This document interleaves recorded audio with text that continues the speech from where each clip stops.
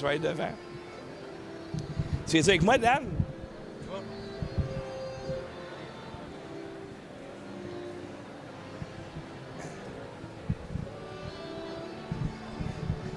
Salut tout le monde! Ici André Pitre de Luxe Média. Et présentement, je suis désolé en passant pour ma voix. J'ai des petits problèmes de voix ces jours-ci, mais nous sommes présentement à Ottawa, au Shaw Center, là où ce soir sera dévoilé, ou plutôt couronné, le nouveau chef du Parti conservateur du Canada. Alors, c'est un très, très, très gros événement. La possibilité qu'il y ait des prochaines élections au Canada, ça peut être aussi loin que 2025. Donc, il y a encore beaucoup d'eau qui vont couler sous les roches. Et on ne sait pas ce soir quel candidat va rentrer. Disons que c'était une course surtout à deux. On pourrait avoir des surprises avec Leslie Lewis, mais c'est une course à deux. Et Pierre Poilievre, Jean Charest sont les favoris. Le vieux loup, Jean Charest, qui sait exactement comment faire des campagnes. Un politicien chevronné. On a vu lors des débats qu'il n'avait absolument rien perdu de son, je dirais, de sa vivacité d'esprit. Et Pierre Poilievre, évidemment, qui est extrêmement solide. Avec moi, le coach Daniel Saint-Hilaire, qui nous a accompagnés. Salut Daniel, ça va? Salut André, salut à tout le monde. Alors Daniel, toi, tu travailles toujours pour la Fondation pour la défense des droits et libertés du peuple. Oui, toujours relationniste pour la Fondation pour la défense des droits et libertés du peuple. Donc, fddlp.org. Et toi, tu tenais absolument à être ici aujourd'hui. Pour quelle raison? Écoute, c'est historique ce qui va se passer aujourd'hui. Le gagnant d'aujourd'hui va peut-être devenir le prochain premier ministre du Canada. Et on a un petit favori, donc j'espère que mon favori va gagner. Et c'est vous quoi, il parle un peu de notre langage. Donc, on espère qu'il va gagner. Oui, parce que, bon, écoute, c'est sûr que, d'après moi, si Jean Charest remporte la course, ça veut dire qu'il faut recommencer le cycle où les vrais conservateurs vont devoir fonder un autre parti, le parti va encore se scinder, etc. Exactement. Puis on sait une chose, c'est que Jean Charest a déjà quitté le Parti conservateur et il était resté. Je pense qu'il y avait deux députés. Après ça, bien, il est parti. Là, il revient. Après un passage chez les libéraux. Donc, Jean Charest, c'est peut-être pas mon option. Je suis plus pour le lièvre qui court vite. Bien, moi, c'est-à-dire que je suis pour qu'un parti conservateur soit conservateur et qu'un parti libéral soit libéral. Exactement. Si on a un parti conservateur qui est libéral, ça va pas bien. Exactement. Ils ont un ADN, un code génétique, il faut qu'ils le conservent, donc il faut qu'ils restent conservateurs. Alors, on ne sait pas à quoi s'attendre. Moi, c'est la première fois que je viens dans ce genre de soirée-là. Évidemment qu'ils vont rendre hommage à la reine ce soir. Là, les gens sont en train de s'asseoir. La salle n'est pas pleine. Gilbert avait fait une belle prédiction en disant que la salle ne sera pas pleine. Une salle d'au moins 1000 personnes ici au Shaw Center. Alors, je ne sais pas pourquoi il n'y a pas plus d'interaction. Les gens dehors, c'est parce qu'on a des rafraîchissements dehors. Donc, ils sont en train de... C'est vrai qu'il fait chaud ici. Peut-être que ça va se... Il y a beaucoup de monde à l'extérieur de la salle. Attendez 10-15 minutes. Alors là, par respect pour le programme qui commence, nous, on va aller s'asseoir à la table d'analystes. On va aller lire vos commentaires. Si vous voulez nous parler, n'hésitez pas. Et puis, on va laisser notre technicienne faire son travail. Salut tout le monde.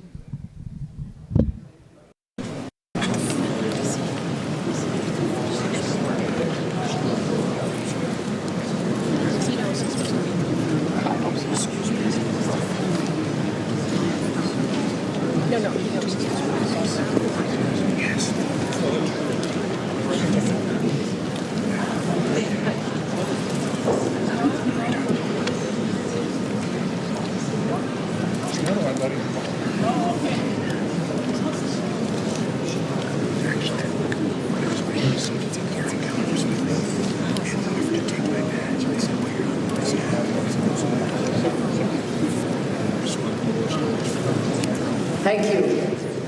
To honor the memory of Her Majesty Queen Elizabeth II, please join us all in a moment of silence. Pour honorer Sa Majesté la Reine Élisabeth II, veuillez vous joindre à nous pour un moment de silence.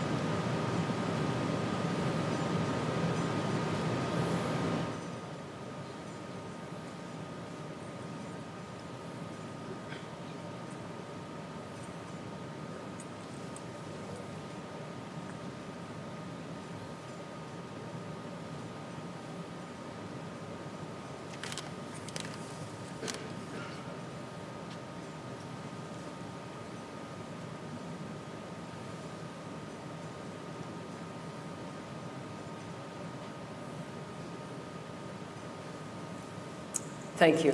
Please remain standing, and I would like to invite Rosemary Siemens and Eli Bennett. They've been playing music for us earlier. They are going to do an instrumental rendition of God Save the King. Veuillez vous lever si possible pour une version instrumentale de l'hymne royal Dieu protège le roi par Rosemary Siemens et Eli Bennett.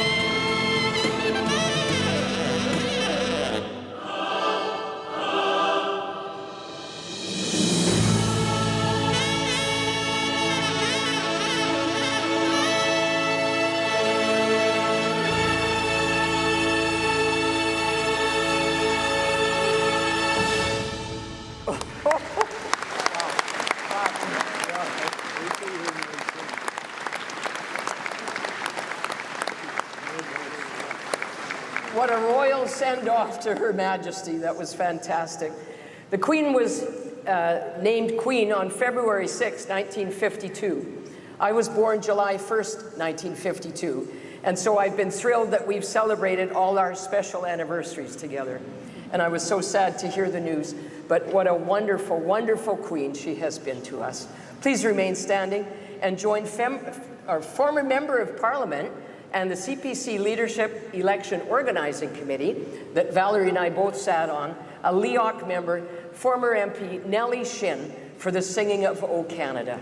Veuillez rester debout et accueillir Nellie Shin, députée de 2019 à 2021 et membre du comité organisateur de l'élection du chef pour interpréter notre hymne national.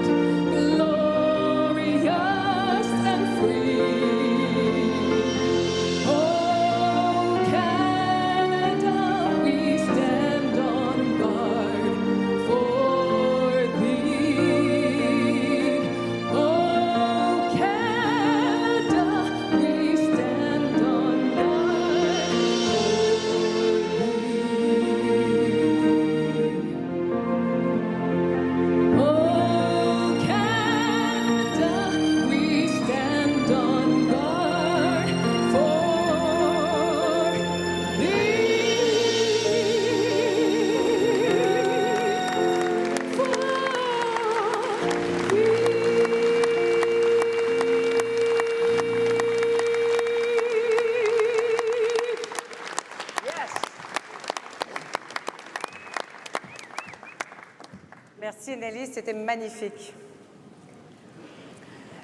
She wouldn't tell you this, but Nellie played the music in the background for her to sing. So another hand for Nellie. Yeah.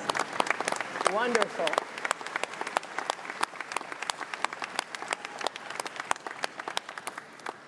Good evening, fellow Conservatives, and good evening, fellow Canadians. Bonjour, chers amis.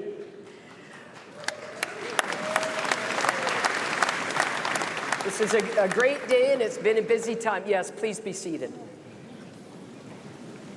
On behalf of our Conservative family, we also offer our heartfelt thoughts and prayers to the victims and their families of last weekend's horrific events. We want to let people of Saskatchewan know that we are thinking about you. Thank you so much. We also wish to acknowledge that we are gathered here in Ottawa, built on unceded Anishinaabe Algonquin territory. Thank you. We're pleased to be joined by our party's Vice President and the Vice Chair of LEOC, Valerie Asselin, my fellow co-chair, and our member. Yes, let's give her a hand. Valerie, we served together on LEOC, and our members present here, many of you, and lots more looking in from across the country, excited to meet our new leader tonight. Bonsoir, chers amis. Je suis heureuse de partager cette soirée avec toi, Deb, et heureuse d'être avec vous ici en présentiel et à travers le Canada. Merci. Je tiens également à offrir mes condoléances aux victimes, leurs familles, aux gens de la Saskatchewan et du Canada qui ont aussi le cœur brisé. Nous sommes tous avec vous. Pour nous offrir une bénédiction autochtone, veuillez accueillir Léonard Hodgick.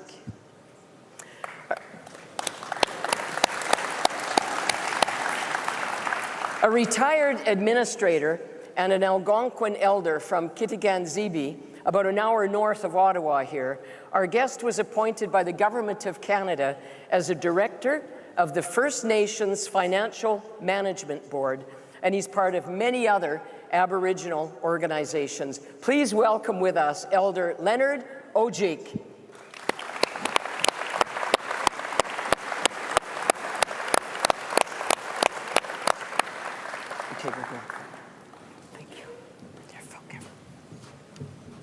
Ladies and gentlemen, Aboriginal people that are in attendance, Kwe, bonjour à tout le monde, mes amis francophones. Good evening to everyone. Already being introduced, it's an honor for me because I'm a proud Canadian Aboriginal person. It's an honor for me to be the first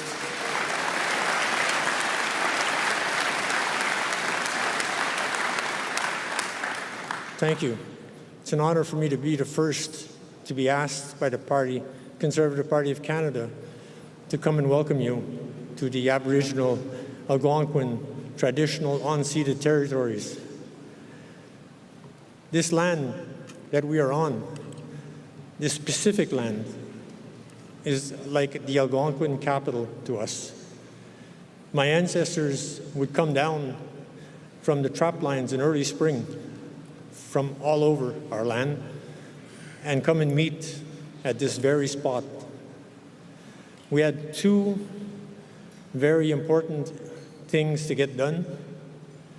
One was the fertile ground to grow our crops that we needed to survive the harsh winters ahead. But more important, we held government, as you hold government. We dealt with, a lot of people ask, well, what did your government deal with? You were Aboriginal savages. We dealt with trade negotiations, elections, justice, environment. Our trap lines had to be well taken care of, because if we didn't take care of the environment, we would not survive. I could talk on and on, but I'm sort of limited on time, and I really appreciate being offered the time to be with you. It's a truly honor for me, and I hope that we continue in the future to include Aboriginal people to participate in your gatherings. With that, I pray. I pray for the simple things in life, water, the air that we breathe, we take for granted.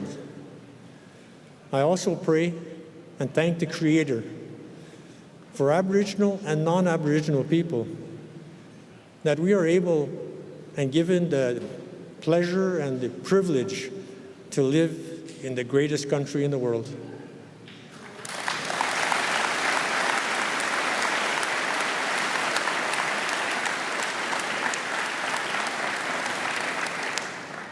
I also ask the Creator to give as much support as the new members can to your new elected leader and your new party. Not new party, but your party. I believe that in unity there is strength, and we need a strong Conservative Party.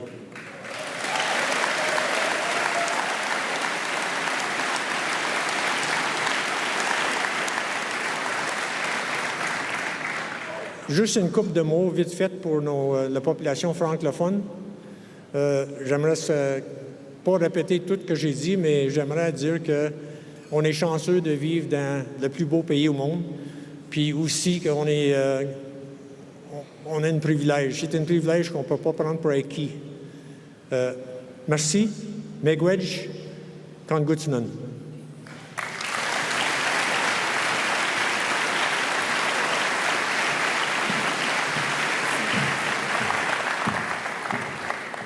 Thank you so much, Mr. Ojek, for those moving words and an offering to you to say thank you. Thank you very much. Thank you. Very much. Thank you. Merci.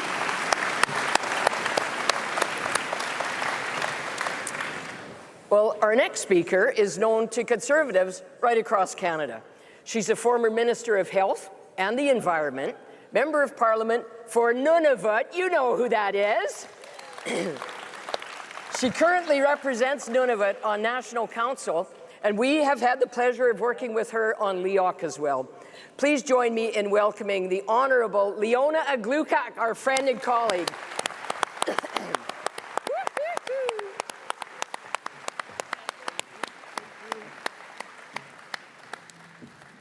Unnu sakut. Koyanna meita mani gunna fi unnu. Hivulektikut hatkatautinyaatilugu dungasungnakosi. Her late Majesty, Queen Elizabeth II, Queen of Canada, has passed. We wish to pay homage to her devoted dedication and service throughout her life to the people of Canada, the United Kingdom, the Commonwealth, and the rest of the world. Her late Majesty leaves behind an incredible legacy which will stand the test of time, as well our late Majesty's comforting words in difficult moments throughout the history of her reign.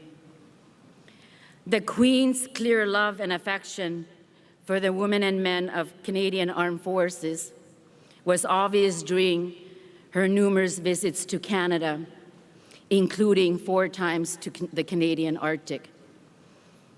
Along with her patronage of so many military, civic, and charitable organizations across our great country, which her late Majesty considered her second home.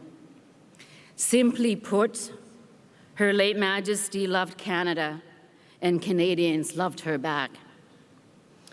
Although the Queen stood above politics, her late Majesty supported the democratic process throughout her life. She and her representatives opened parliaments and provincial legislatures.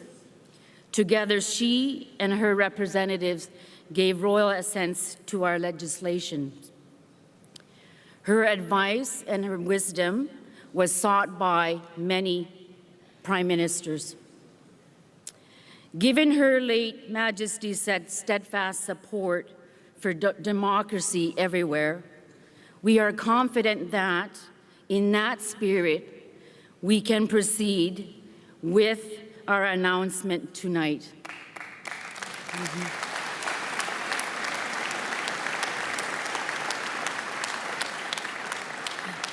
To elect a new leader who will become the leader of His Majesty loyal opposition in a week's time. When Parliament reconvenes to recognize her late Majesty's passing and her succession according to law. We pledge to continue to support her late Majesty and her family in this period of mourning and offer our most sincere condolences to her family and loved ones. May she rest in peace.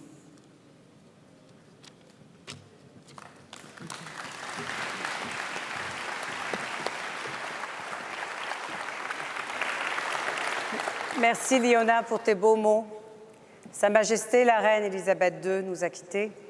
Nous souhaitons lui rendre hommage pour son dévouement et à son service remarquable tout au long de sa vie envers les peuples du Canada, du Royaume-Uni, du Commonwealth et du reste du monde. Sa Majesté nous laisse un incroyable héritage qui demeurera dans notre mémoire collective, non seulement pour son dévouement et son service, mais également en tant qu'exemple extraordinaire pour toutes les femmes du monde, tout comme ses paroles réconfortantes lors de moments difficiles pendant son règne. Nous offrons nos sincères condoléances à sa famille et ses proches, qu'elle repose en paix.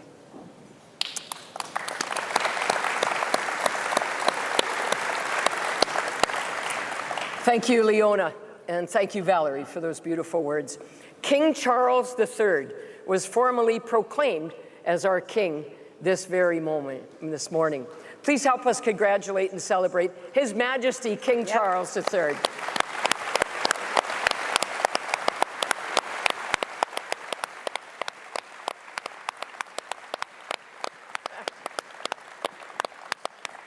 Forgive me, I, like probably every one of you, are going to take a while to get used to that. God save the King. And now on this historic day in so many ways, we're here together to announce and celebrate our new leader and thank our past leaders. Yoo-hoo! As we all know, and we need to tell the rest of the country, that there's more that unites us than divides us as a party.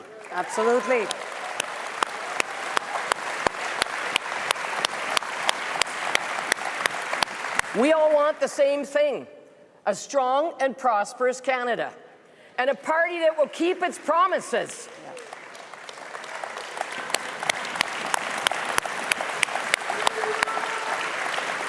How about a campaign platform they can believe in and trust, not the one that belongs in the fiction section of the local library, like past Liberal Red books? I have some experience with some of those Liberal Red books, if you can remember that far back. On this Conservative team, folks, it doesn't matter what position you play. Whether you play left wing, center ice, or right wing, we are all on the same team, and we have one opponent only. Yeah, bravo. Yeah. Yeah.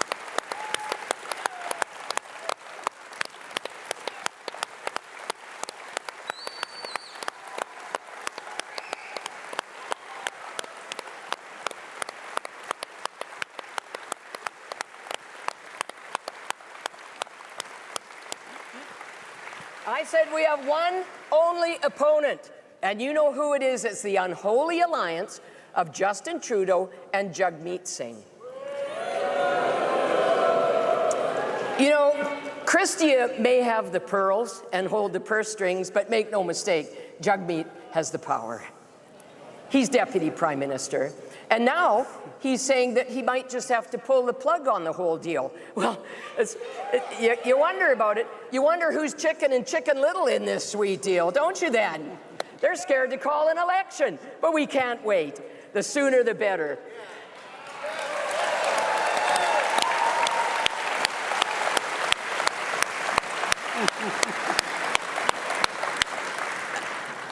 You are not surprised to know that being a politician isn't easy at the best of times. Trust me, been there.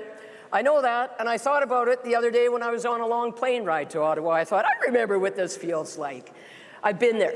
It is a rewarding job, though, and we are so thankful for people that step forward to take those jobs. But it's tough. It's hard on family. It's hard on loved ones. Just today, my husband, Lou, phoned me right before I left the hotel and said, Deb, he was on his way to see his mom, and a big, huge deer just jumped out, just smacked our car.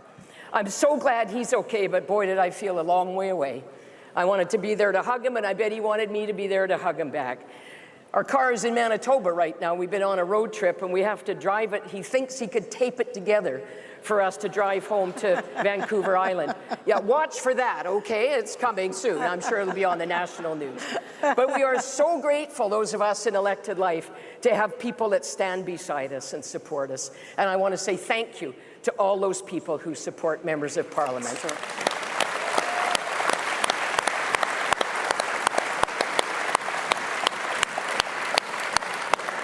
Before her election just last year as Member of Parliament for Hastings, Lennox and Addington in Eastern Ontario, Shelby Cramp-Nyman worked as an educator, a small business person, and a municipal councillor. Oh, plus she's a wife and a mother of 2 daughters. Shelby savait en quelque sorte dans quoi elle s'embarquait parce qu'elle vient d'une famille politique. Son père, Darrell Cramp, a été député à Ottawa et député provincial en Ontario. Sans doute que Shelby applique certaines des leçons qu'elle a apprises de sa mère et de son père. Mais Shelby façonne maintenant son chemin à sa façon en tant que la ministre du cabinet fantôme responsable des aînés et la voix des députés au sein du COEC. Rick Perkins is another member of Parliament, the Conservative caucus. He just got elected in the class of 2021. Elected just last year as Member of Parliament for South Shore St. Margaret's in Nova Scotia, Rick made national news by defeating one of Justin cabinet members. Yeah. Yes! Having defeated Trudeau's fisheries minister, Rick was appointed Conservative shadow minister of Fisheries, Oceans, and the Canadian Coast Guard. Rick a rencontré son épouse Wendy alors qu'ils travaillaient tous les deux sur la colline parlementaire dans les années 80 pour le gouvernement de Brian Mulroney et a par la suite été cadre supérieur d'entreprise. So please join us now in welcoming the Member of Parliament for Hastings, Lennox and Addington, Shelby Cramp-Nyman. Et le député de South Shore St. Margaret, Rick Perkins. Hey, girlie. Good luck. Good luck.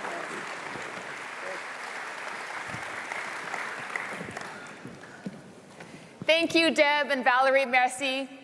Rick and I are so proud to be here with you this evening to say thank you to Aaron O'Toole for his dedication to our party and his tireless work as our leader.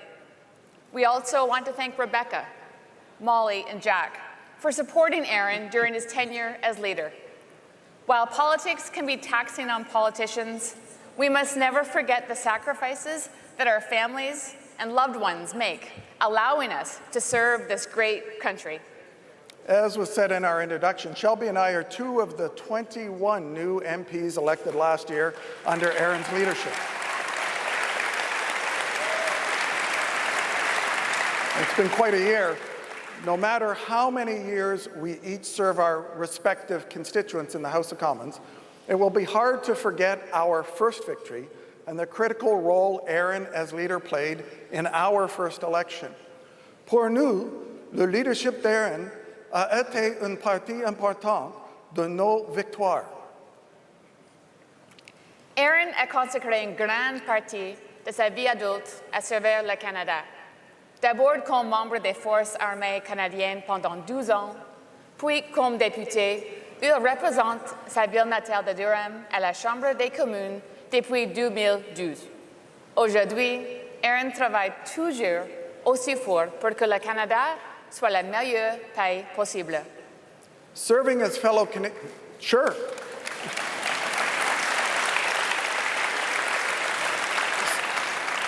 Serving as fellow Canadians has always been important to Aaron, as he co-founded, after his military service, the True Patriot Love Foundation, the largest Canadian charity dedicated to serving veterans and military families across Canada.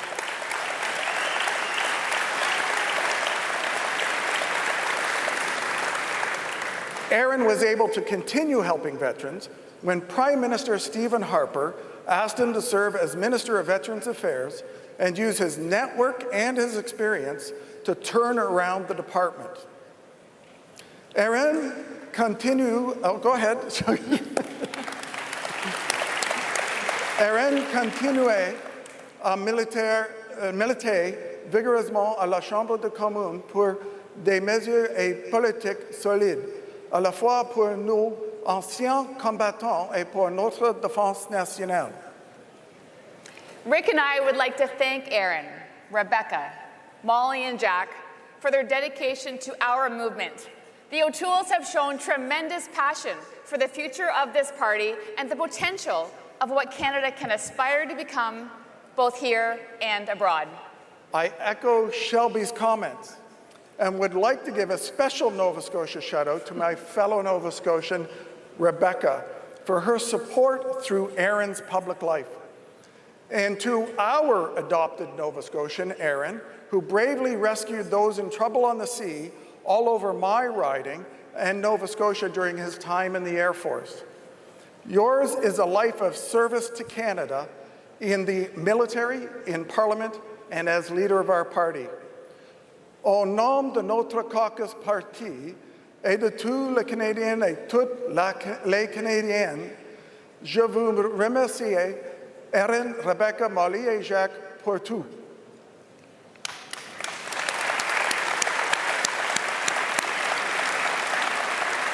Ladies and gentlemen, please turn your attention to our screens for a word from Aaron via video. Thank you, Shelby and Rick, for your kind words. You're both outstanding members of Parliament and great friends. My fellow Conservatives and those Canadians watching tonight, I would like to thank you for your recognition this evening and for the distinct privilege I had being leader of Her Majesty's Loyal Opposition. The sudden passing of Her Majesty Queen Elizabeth II has hit our family hard, like it has millions around the world. Her service above self is an inspiration to us all, and I hope her family and our friends in the United Kingdom find solace in that. I want to begin by tonight repeating what I said in my final speech as leader. Being elected to represent my community in Parliament and becoming leader of the Conservative Party has been the honor of a lifetime. For a kid from Bowmanville raised to value service, to get the chance to serve his country during a challenging time has been a true blessing. For too short of time, I had the privilege of leading the Party of Confederation a party of important policies, of relentless progress, and of steadfast principle. A party that throughout our history has helped forge the incredible country we cherish today. I want to thank Canadians from coast to coast to coast for the unique privilege of being invited into their lives. Whether it was thanking veterans for their service in a coffee shop in Doketown, New Brunswick, or learning about compassionate addiction treatment at the Last Door Recovery Centre in New Westminster, BC, or serving meals to the hungry alongside tireless volunteers at a Sikh Gurdwara in Brampton, Ontario. My love for this country has deepened the more I saw its citizens in action. I am inspired by the true patriot love of Canadians who work hard, provide for their family, and help their neighbour. Their quiet confidence is the source of our country's true greatness. C'était pour moi un honneur de diriger le Parti conservateur du Canada et de rencontrer des Canadiens et Canadiennes de partout au pays, de l'Est à l'Ouest, de la pêche sur le fjord de Saguenay, and harming our democracy. Social media makes it easier than ever for millions of people to hear you speak, but harder than ever to convince others to listen. A strong, compassionate, and united Conservative Party can ensure that all voices are heard and begin the process of stitching the country back together. Nous avons besoin d'un Parti conservateur uni qui donnera la priorité à l'avenir de notre pays. Nous devons guérir les divisions dans ce pays et nous devons avoir l'unité et non la division. Les Canadiens au Québec et partout au pays ont besoin d'une équipe conservatrice forte, professionnelle et unie. So it is up to our party to always put the country first. From every grassroots member of our party to every elected member of Parliament, we must put the unity of Canada first. Because then we can show Canadians that with unity there is prosperity for the small business owner in Nova Scotia to the oil patch worker in Alberta. With unity, there is dignity for the family who just arrived on our shores or an Indigenous family on the path to reconciliation. With unity, there is also hope for the nurse returning to the hospital front lines or for the recent graduate heading out into the workforce. And we can show Canadians that with unity, there is greatness, from the brave exploits of those in uniform to the unsung heroism of the local food bank volunteer. We are a great country, and we should never be scared to shout that from the rooftops. And to my Conservative friends, remember, where there is unity, there is always victory. So let's show Canadians a united, strong, and compassionate Conservative Party. I wish the next leader fair winds and following seas as they take the helm. Merci beaucoup. Thank you very much.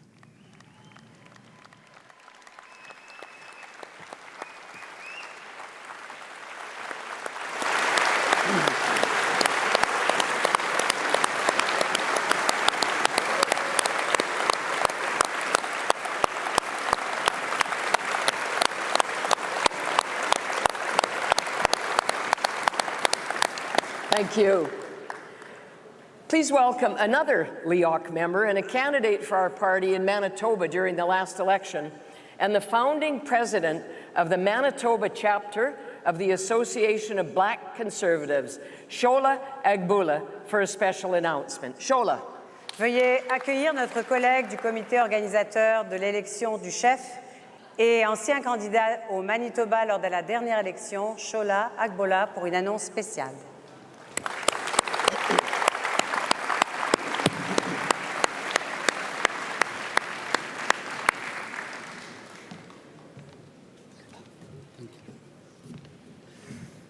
Thank you. As a candidate for our great party in Manitoba during the last federal election, under the leadership of Erin O'Toole, and as a founding president of the Manitoba chapter of the Association of Black Conservatives in Canada, I can say without any equivocation, any ambiguity, or any doubt that Conservatives need to be, and we must be united to win the next election.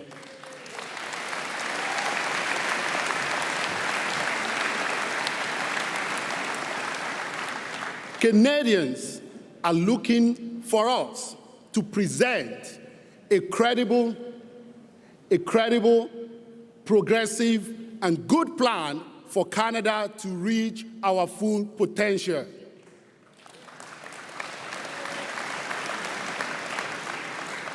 They know, Canadians know, that Canada can be, can do, and must be better than this.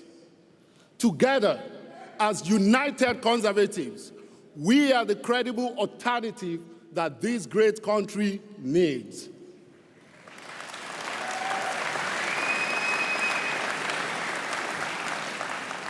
And Erin, you've served our country and you've served the party diligently, and you continue to do so. Your passion for our party to excel motivates many, like myself, to get involved and do our part to make this country greater for all.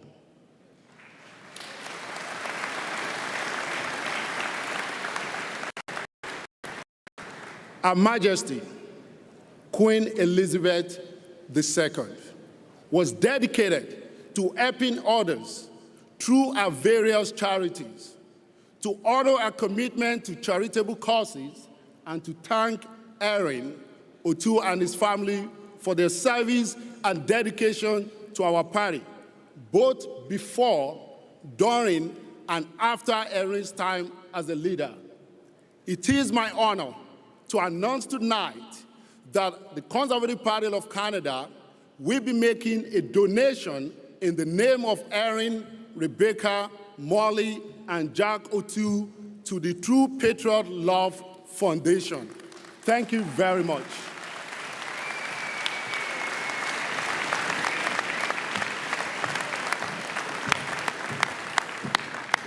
Thank you, Shola. I think it's fair to say that this next speaker has had a lot of work in his 2+ years as president. Rob Batherson, you have a very understanding wife. Dans les 18 mois en tant que président de notre parti, il a été très occupé. Il a dû naviguer dans une élection générale et une course à la chefferie. C'est un homme que j'admire et que j'aime beaucoup. Veuillez accueillir le président de votre exécutif national, M. Rob Batherson.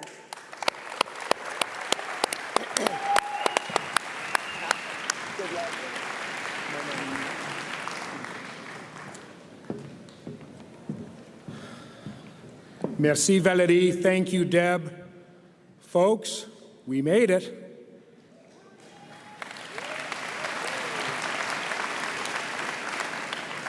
As we gather as Conservatives tonight, like Canadians from coast to coast to coast, our friends in the United Kingdom, and people around the world, we are here with heavy hearts on the loss of Her Majesty the Queen. Elizabeth II is the only head of state that most Canadians have ever known. We celebrate her commitment to Canada, her lifetime of service, and the example she set for us all. 20 years ago, in her annual Christmas broadcast, Her Majesty said, "Each day is a new beginning. I know that the only way to live my life is to try to do what is right, to take the long view, to give of my best in all that the day brings, and to put my trust in God." One of the Conservative Party's guiding principles is a belief in the constitutional monarchy, the institutions of Parliament, and the democratic process. Tonight, we are doing our part to support Canada's constitutional monarchy, the institutions of Parliament, and the democratic process.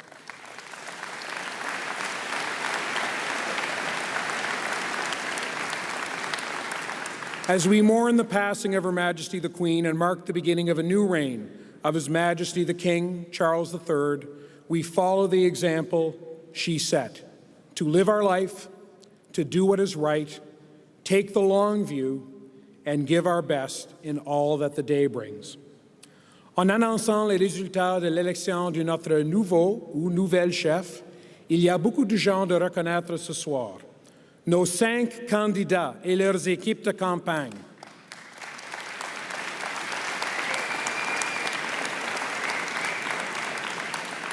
Mes collègues tous bénévoles de l'exécutif national, absolument.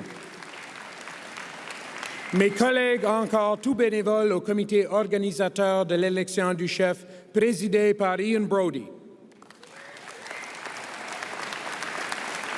Le personnel au bureau national mené par notre directeur général, mon ami Wayne Benson.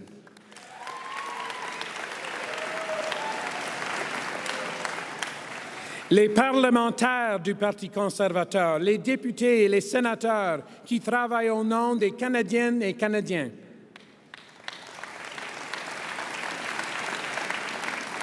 Later in our program, we will say thank you to my friend and a friend to many in our Conservative movement, our outgoing leader, the Honourable Candice Bergen.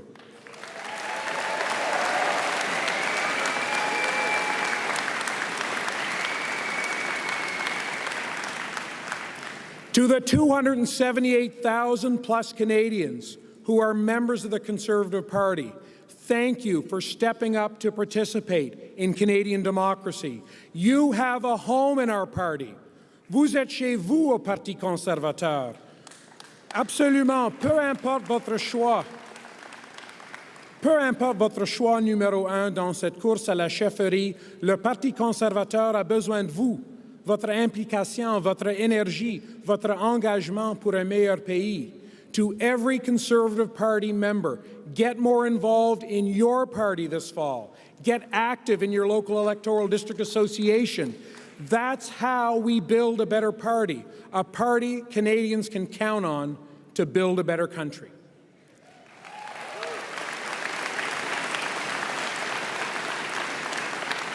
Friends, that's why the work we do to elect the next Conservative leader matters.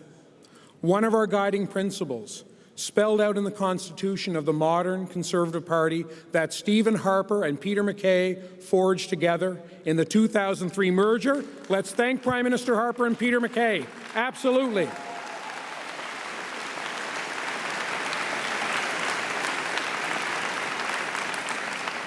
Part of their legacy is that our Conservative Party is a coalition. Today, our Conservative coalition is larger than it has ever been. But coalition building is not just the work of the Conservative leaders we elect. Coalition building depends on each and every one of us to respect and embrace our differences as Conservatives, to invite people in, not turn them away, to focus on what we agree on, to build a better Canada. Let us resolve to put aside the differences that occur in any leadership race. Let us unite for change, the change that Canada leads. Let us...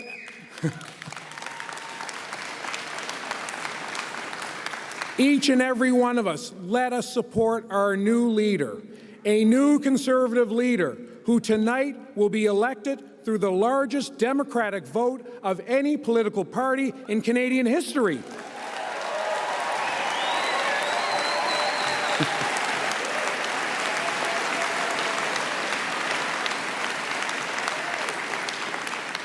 Conservateurs et conservatrices, l'union fait la force.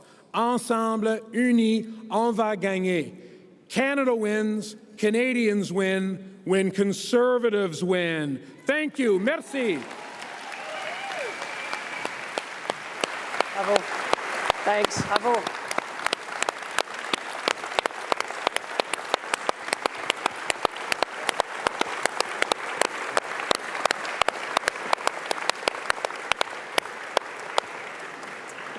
Thank you, Rob.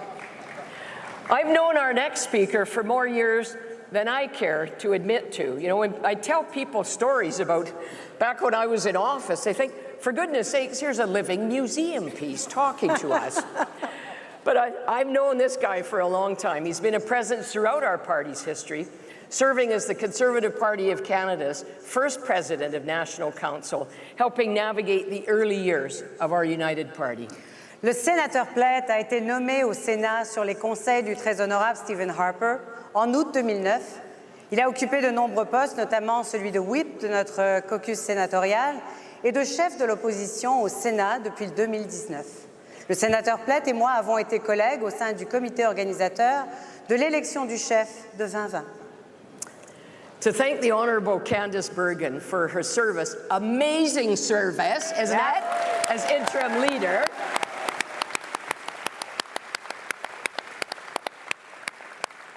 He's going to thank her and present a video in your honour, Candice. That'll be special. I'll love it.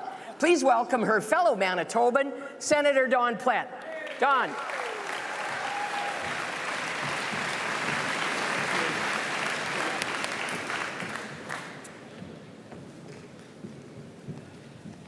Well, merci, and thank you, Deb and Valerie. And good evening, fellow Conservatives. Bonsoir, chers amis. Comment ça va? What a great night to be a Conservative, friends. I also want to begin my comments by acknowledging the passing of Her Majesty Queen Elizabeth II. Her lifelong service to her country and the Commonwealth will remain a shining example of selfless duty and devotion. And I wish to pass on my sincere condolences to the royal family at this time. The loss of such a long-standing monarch is indeed sad. But tonight, friends, I have the privilege of introducing a very, very good friend of mine and a great friend of the Conservative Party of Canada.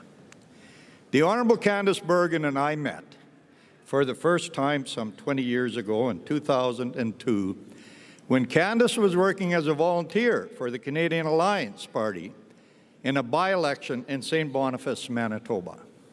I, at that time, was a member of the Canadian Alliance National Council. We worked together during that campaign, during that by-election, and quickly became friends for life. It has been a true pleasure for me to deal with Candice and work with Candice in all the roles that she has taken on in our party. From being a volunteer to running for the Conservative Party of Canada in the riding of Portage-Lisgar when that opportunity presented itself in 2008, to being a cabinet minister in a strong Stephen Harper majority government.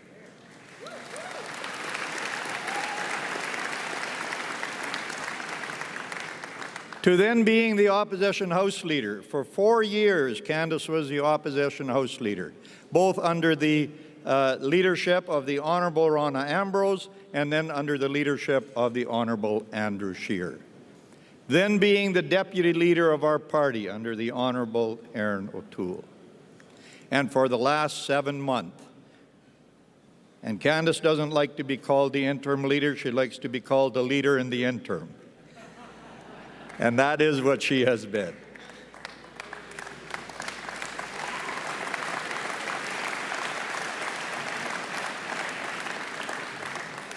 I am asked often, and I did this just a while ago when I was speaking to a group of interns in the Senate of Canada building, and I get asked, how can I get involved in politics?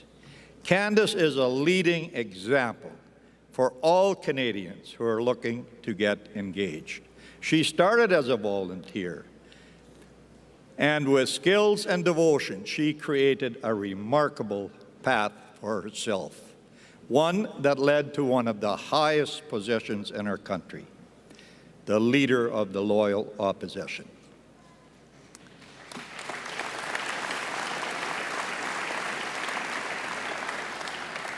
Candice has shown her strength and her abilities in each and every role and each and every decision that she has made.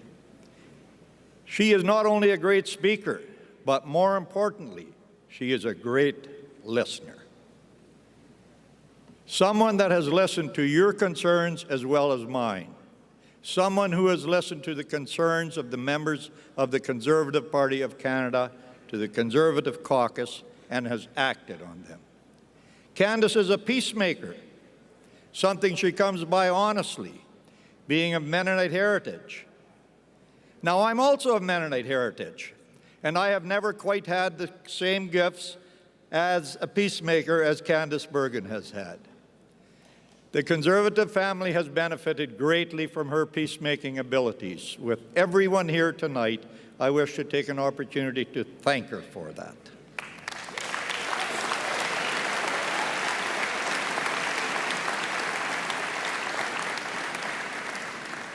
Friends, Candice has achieved in our caucus what had not been achieved in quite some time, and that is complete party unity. A unity that will be passed on to a new leader later on this evening. A unity that will be able to be taken by the new leader as he or she moves our party forward to winning the next election.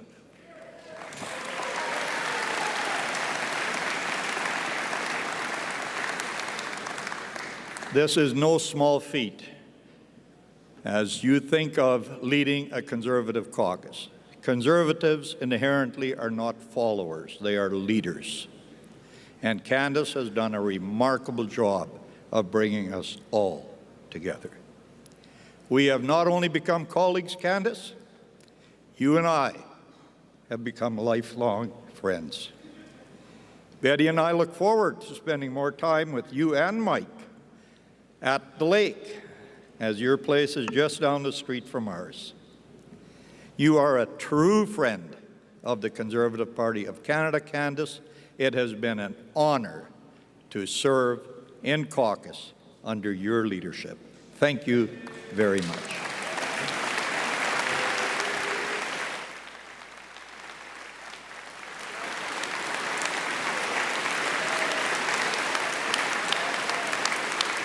Diriger les conservateurs pendant une course au leadership, offrir une opposition forte et unie au gouvernement libéral et être la voix de tous les Canadiens, sans exception.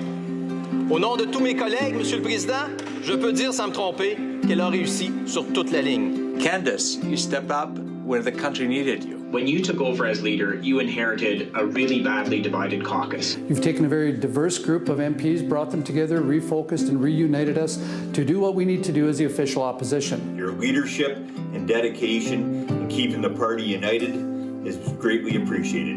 You were the right person at the right time. You were successful in uniting us into a high-performing team. You know how to build good teams, and that's a skill in itself. When critics said it would be impossible to hold things together, you proved them wrong. Starting off in the class of 2008 as an MP, to a committee chair, parliamentary secretary, cabinet minister, House leader, deputy leader, culminating in the past few months as our leader of the Conservative Party of Canada. You've done such a great job in that time. You've been a pillar of strength for our party these last 6 months. You did a great job in a trying time. You did an amazing job. You did it with such great class. Well done. You've proudly represented Manitoba and all of Canada. You've challenged us to always do what is right and stand for Conservative principles.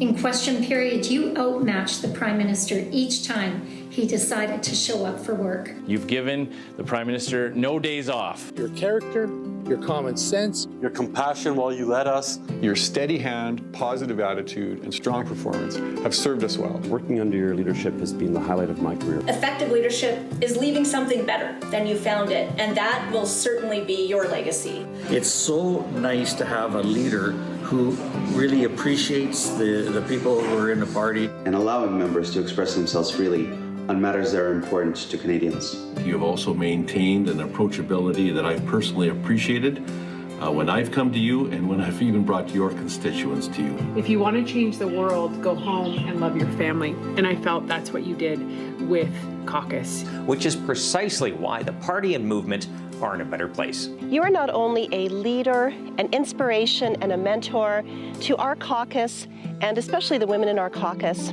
but also to women and girls across the country. I admire and respect you as a friend, a colleague, and a great Canadian. I've always said that you are the heart and soul of our party. Is a testimony of the type of person that you are. You have so much to be proud of. You were a steady hand and a principled leader. You have united our caucus. You've worked really hard, we really appreciated it, and you made it fun. But most of all, you never forget who it is you're fighting for. The people here and across Canada. And you certainly left us in a great position with the new leader coming forward because of all your hard work. And for that, all of us are thankful for your leadership. Merci pour tout ton travail comme chef intérimaire. Merci infiniment, Candace. For the way that you have served caucus and served our party. For everything you've done to bring everybody together through very difficult times. Pour votre leadership pendant cette période de transition, votre résilience, et de nous mener à bon port dans ce choix pour un nouveau leader. Merci d'abord pour avoir pris la relève en attendant notre futur chef. Many thanks for your time, your friendly listening. For being our fearless leader for the last 6 months. For keeping us united and focused on holding the government to account. For helping us to move our conservative movement forward. For your contribution to forming the next Conservative government. For staying calm in the face of much adversity. As we came out of COVID and dealt with all of the issues of an incompetent government. Very much appreciated the confidence that you had in a rookie year. You've steadied the ship, and you are certainly a leader for a time such as this. Nous avons été très chanceux et privilégiés de t'avoir comme chef intérimaire dans cette période qui n'était pas facile pour personne. Really appreciate what you and Michael have done for us, just carrying us through this bit of a trying time as a party. Je suis très heureux de travailler avec toi. Tu es une femme extraordinaire. I'd like to thank you very, very much to helping me to serve all those nice people from my riding. The membership was proud to say that you're their leader. Coast to coast to coast, Conservatives all over Canada say thank you as well. I'm looking forward to work with you this fall in the House of Commons. I look forward to continuing to serve alongside you as we get back to Parliament this fall. And after the next election, when we're in government. And defeat the Trudeau Liberals and bring common sense and good governance back to this country. And I can't wait for what your next achievements in public life are going to be. Anyways, thanks so much. It's all good. All the best to you. Thanks a lot.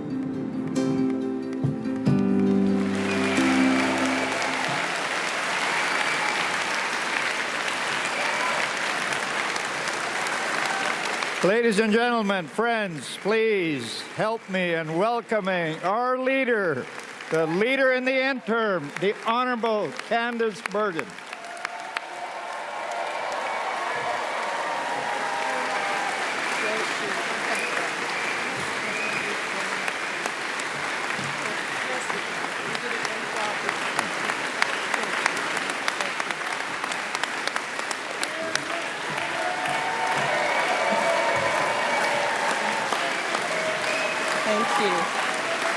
Wow.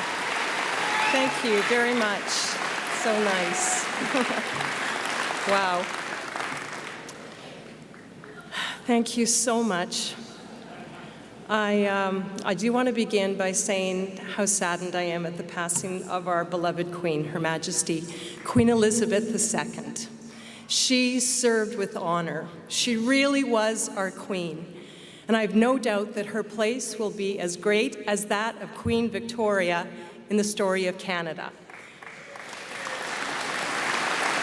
May we all, friends, may we all strive to emulate the dignity and the grace that she personified throughout. Michael and I are praying and are thinking of the royal family during this time. Long live the King. Wow. Thank you so much, Dawn, for your incredibly kind and generous words and introduction. My heart is truly filled with gratitude. Dawn, you and I have been very good friends for many years as we've worked together in our party. And like many good Conservatives, we did disagree occasionally, but we always respected each other. We've been intensely loyal to our friendship and our cause, and that's what Conservatives do. Sharing many laughs, sharing some tears, many dinners, and late-night talks. And because of that, Dawn, you and Betty are lifelong friends to Michael and I, and we're very grateful for you. And thank you all. I look across this room and I say thank you all. I know so many of you. It's wonderful to see your faces, to see your smiles, to see so many people that I've seen at conventions and campaigning and throughout the country. So thank you very much for your kindness and your welcome. I know I speak for Michael as well when I say thank you for the appreciation we have felt from all of you, not only this evening, but over the last 7 months. whether in airports or restaurants, out at the mall, or at EDA events, through phone calls and emails and even some social media posts, I'm hearing a strong message that our grassroots Conservative memberships, the foundation of our party, you are hopeful, and you are excited about the future, and you are proud to be Conservative.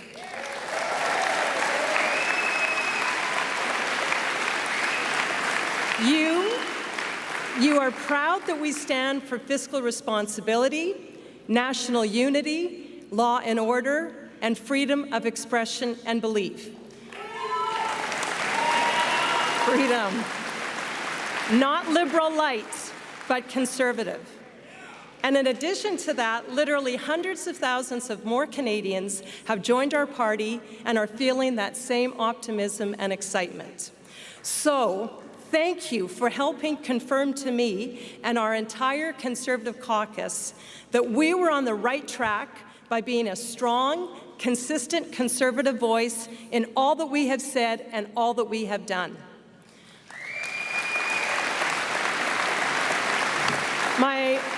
My heart is filled with gratitude as well to my incredible caucus. First of all, my leadership team made up of Luc Berthold, my deputy leader. Merci beaucoup, Luc, pour le bon travail que vous avez fait.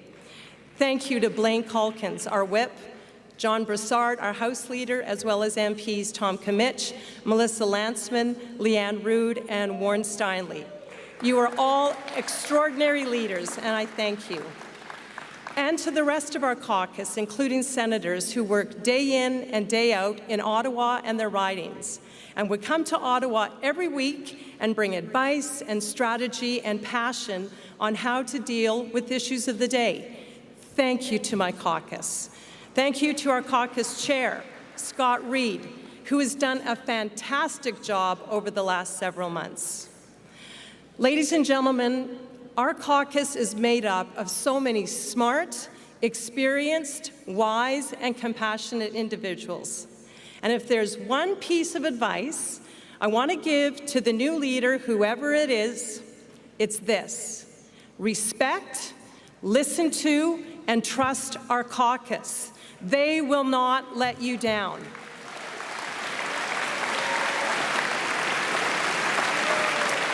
Now, you know, every leader leaves a mark, and that pertains also to those who serve as in the interim capacity, leaders in the interim. And I'm thinking of people like Deb Gray. Give Deb a hand. She's doing a great job emceeing tonight. She opened the doors of Stornoway, using it as a working home and starting the wise practice of meeting frequently there with MPs, supporters, and staff to hear and understand more thoroughly what they had to say. One of Deb's marks was openness and outreach. Or the other one I'm thinking about is Rona Ambrose, my dear friend Rona. Rona took over our party after our party suffered a difficult defeat. She brought hope and optimism to our party. With a broad appeal, Rona attracted people to us, and she lifted women like me into positions of leadership, not as tokens, but because of merit. Rona is a builder who lifts people up. And then there was John Reynolds. Now, rumor has it John finally got the decaying kitchen redone at Stornoway. Nobody wanted to take the political hit, but as urban legend has it, he accidentally put his foot through a rotten floorboard at Stornoway, and when he did, he said, "Enough is enough, I'm going to do it." And he left the official opposition residence with some new floors and a sturdy, durable chopping block kitchen counter built to last. John Reynolds left his mark as a steady and experienced leader. And then there was Dr. Grant Hill. Grant was our first interim leader after Stephen Harper and Peter MacKay led us to unification. Grant's mark was a solid, sober professionalism that was so critically required in the early days of a new party. And so to all of my predecessors, all of the leaders of our party, all who have left their mark, both permanent and leaders in the interim, You have our deep and respectful appreciation for the strength and the success of the party that you helped build. So, yes, go ahead, give them all a hand. We all leave a mark, and we want it to be lasting, and we want it to be a good mark. And I hope I've been able to leave my mark as well.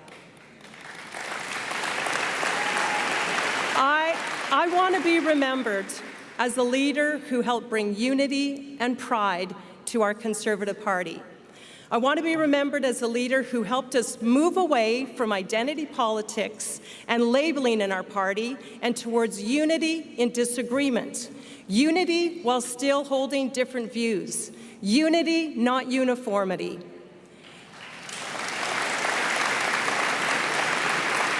So, my friends, my fellow Conservatives, as I leave, I want to once again ask you, please don't allow yourself, whatever kind of Conservative you are, to be broken into groups and labeled. Do not descend into the cauldron of identity politics and division in our own party. Do the opposite. Live, talk, and walk unity, even when you disagree with each other. Actually, especially when you disagree with each other. Unity as Conservatives and unity as Canadians. I love this party. I love this party. It was so interesting, Dawn, as you talked about what I've done and how I started as a volunteer. And, you know, I cannot imagine, I cannot believe that I stand here before you as your leader. It has just been an incredible experience, and I feel so blessed to be able to be here. But to be able to tell young people the opportunity that they have, not just young people, people of all ages, to be able to get involved and make a difference for their country and in their party. So it was with mixed emotions that I announced earlier this week that I will not be seeking re-election. After 14 remarkable years and 5 elections, I've decided it's time to open new doors and pursue other interests and passions. But no matter where I am, my friends, or what I am doing, I will always be a proud Conservative, doing all I can for our leader and our party. And now, speaking of leader, tonight is the night. Tonight is the night we're going to find out who our members have selected to be the next leader of the Conservative Party of Canada. I want to thank each one of the candidates, Jean, Leslyn, Pierre, Roman, and Scott, for putting your names forward and the great work that you and your teams have done. Thank you so much.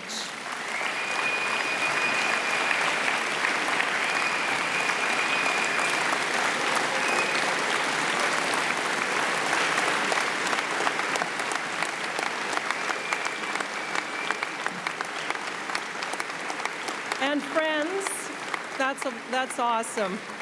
I have no doubt we will support our new leader. We will buttress the new team. We will help them, we will prop them up and advise them. We'll give our new leader the chance to flourish and pave the way for a new federal Conservative government. Now, I have served federally for 14 years, and on one hand, it does seem like a long time, but on the other, it really goes by in a flash. I started as a volunteer, and as I said, I'm leaving from this stage as the person in whom was bestowed the trust of leadership. And so I want to say a special thank you to Manitoba, to my constituents, to my home,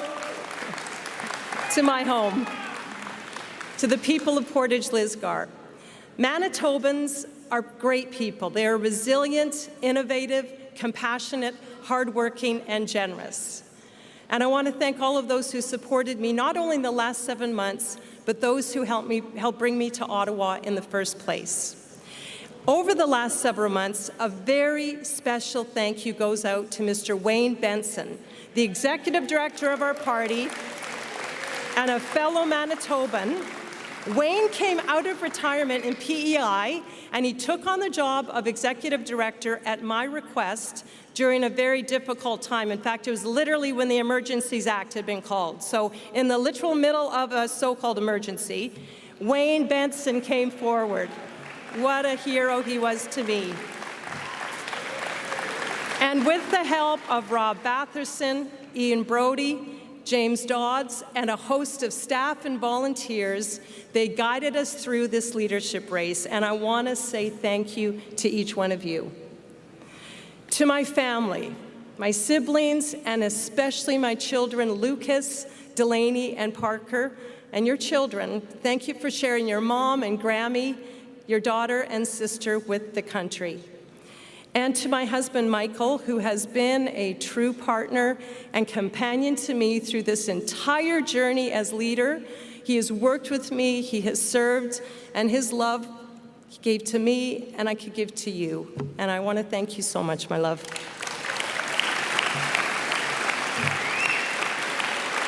And finally, again, thank you to my wonderful caucus, the members of Parliament that are elected across this country to represent as Conservative members of Parliament.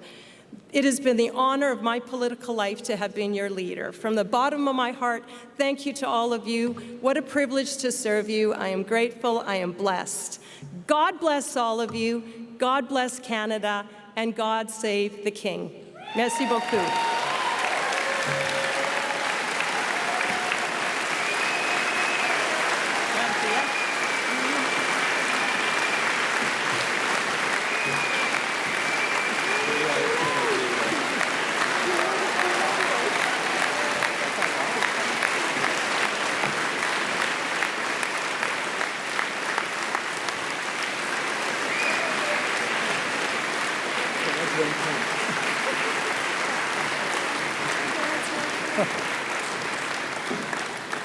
Well, when you're a volunteer president, there are good days and days that aren't as good.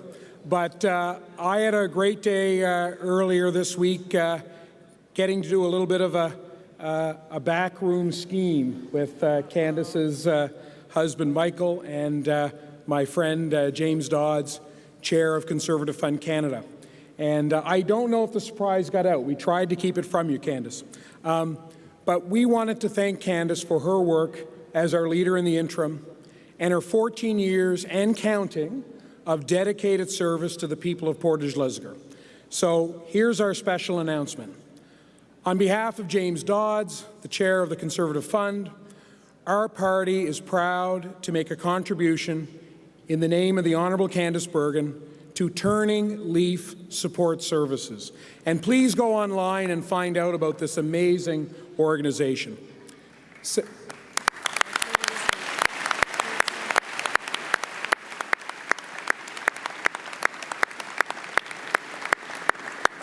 I think one thing that shines through about Candace Bergen is compassion. Turning Leaf Support Services est un organisme de bienfaisance cher à Candace qui offre ses services de crise et de traitement centrés aux personnes vulnérables et marginalisées à faible et à haut risque vivant avec une maladie mentale et des défis intellectuels ainsi que pour le traumatisme, l'itinérance, la pauvreté, la toxicomanie, la discrimination, l'exploitation sexuelle, la société des stigmates qui ne sont que quelques-uns des obstacles auxquels leurs participants sont confrontés chaque jour. A small token of appreciation for everything Candace Bergen has done for our party, not only since becoming a member of Parliament in 2008, but also for her tireless work since February, keeping everything running smoothly, ready for our next leader. Thank you, Candace, for everything.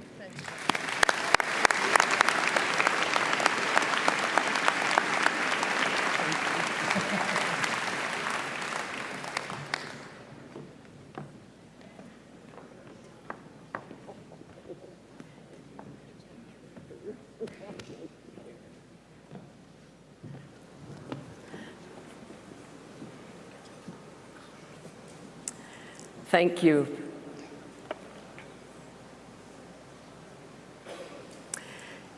And one of my favorite Debisms, way to go, girlie. You did a great job. Thank you so much. Thank you, Candace, for everything. Well, we're getting close to the moment that you've actually all been waiting for. We're not offended. We don't really think you came here just to see us. This is sort of like high school graduation. You know, you have to get through all this stuff, and then comes the good part. We're getting close to that moment. Valerie and I have had the honor of serving as members on LEOC. We are now 678,000. It just gets bigger and bigger all the time, the number. We are ready, focused, energized, and we're united to bring Canada back to what it can be and what it should be, and the sooner the better.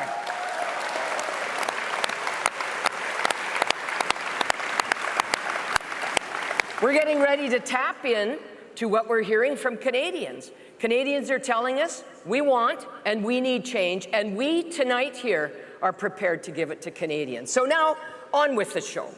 If Ian Brody hasn't done every single possible job in this party, I think he's pretty close.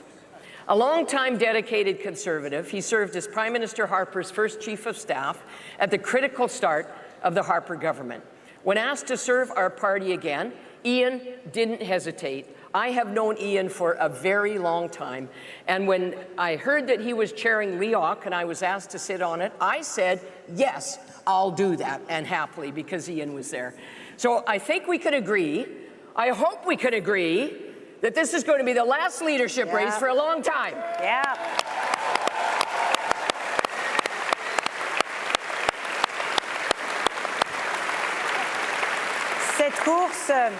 Cette course a établi un record canadien. Plus de 678 000 Canadiens sont présentement membres du Parti conservateur du Canada. Nonobstant le record, c'est beaucoup de gens qui veulent du changement. Et chaque membre, provenant de tous les horizons, apporte sa propre histoire, ses propres idéaux et finalement sa propre expérience et son énergie à notre parti. Nous avons la chance d'accueillir des personnes qui n'ont jamais acheté une carte de membre d'un parti politique auparavant. Chaque personne injecte une nouvelle énergie dans notre cause. Il y avait beaucoup d'intérêt de la part des membres à travers le Canada pour siéger au sein du COEC. Les personnes appelées à servir représentaient chaque région de notre pays et reflétaient la composition de notre parti et de nos membres. J'étais fière de représenter le Québec en tant que vice-président du COEC et de travailler avec le président Ian Brody et mes collègues. Veuillez accueillir le président du COEC, M. Ian Brody. Merci.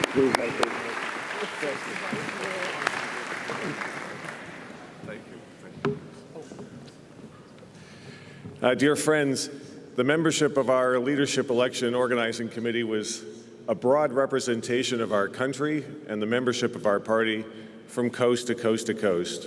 And I'd like to recognize that every member who served on our Leadership Committee did so as a volunteer.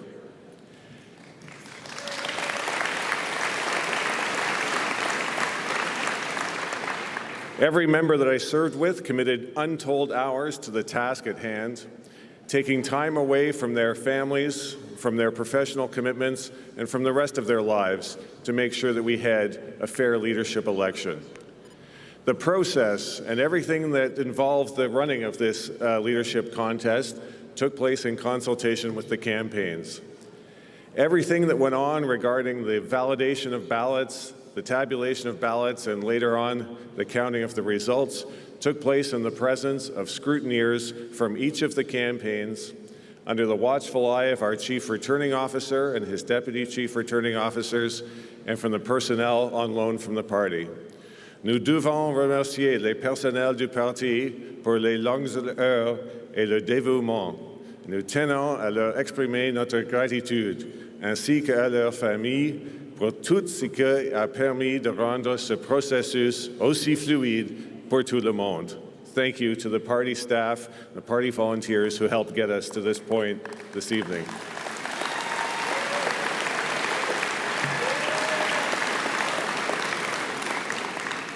It was our remarkable range of candidates, and there are thousands of organizers and volunteers from coast to coast that recruited all of these new members to our party. Each candidate and their teams and their experienced volunteers brought ideas to recruit Canadians. The party staff processed the hundreds of thousands, 500,000 new memberships added to our party.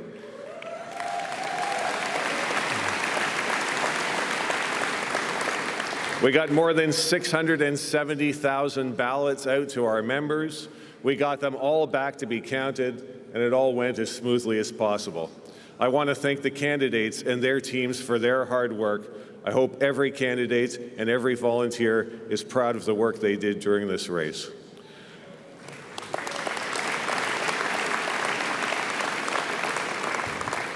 I would also like to thank National Council for the confidence that they showed in our committee and our team, and along with that, our thanks to Candice Bergen for her extraordinary support and her personal friendship to me.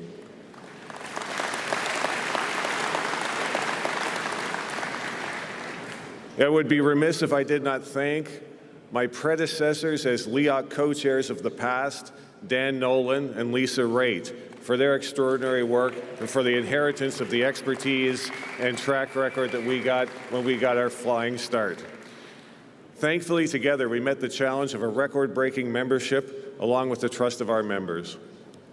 At this time, I'd like to invite my fellow volunteer, Don Nightingale, our Chief Returning Officer and a Director of the Conservative Fund Canada, and my dear friend Wayne Benson, the Executive Director of the party, to come forward and review some of the relevant rules and outline the role of Deloitte.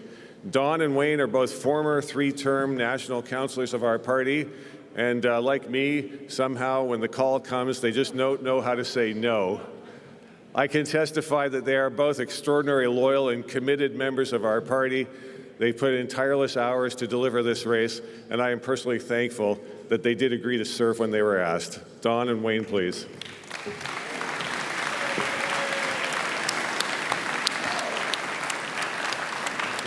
Thank you. Thank you. Yeah.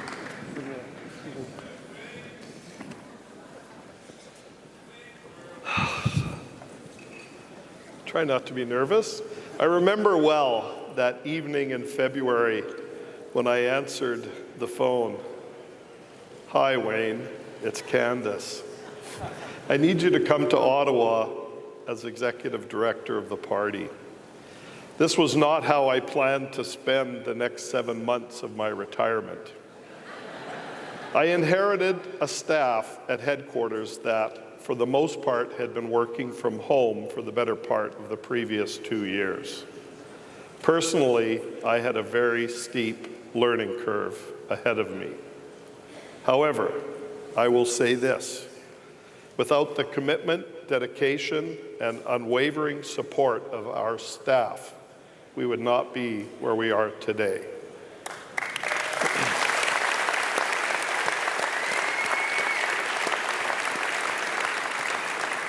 Staff stepped up each and every day, faced the challenges that come with any leadership contest with determination and resiliency, and got the job done as they had already done twice before.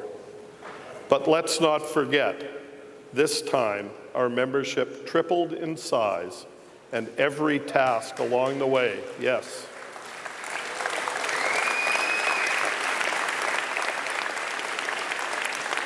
every task along the way was similarly magnified. Every single member of our party needs to know how valuable our staff is and was to this undertaking. I am fortunate and honored to have become part of their team. I want to thank them from the bottom of my heart. We could not have done it without each and every one of you.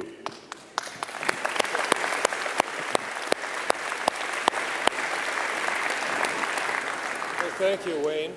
When you asked me to serve on your team as the Chief Returning Officer, I said to myself, this is going to be really interesting.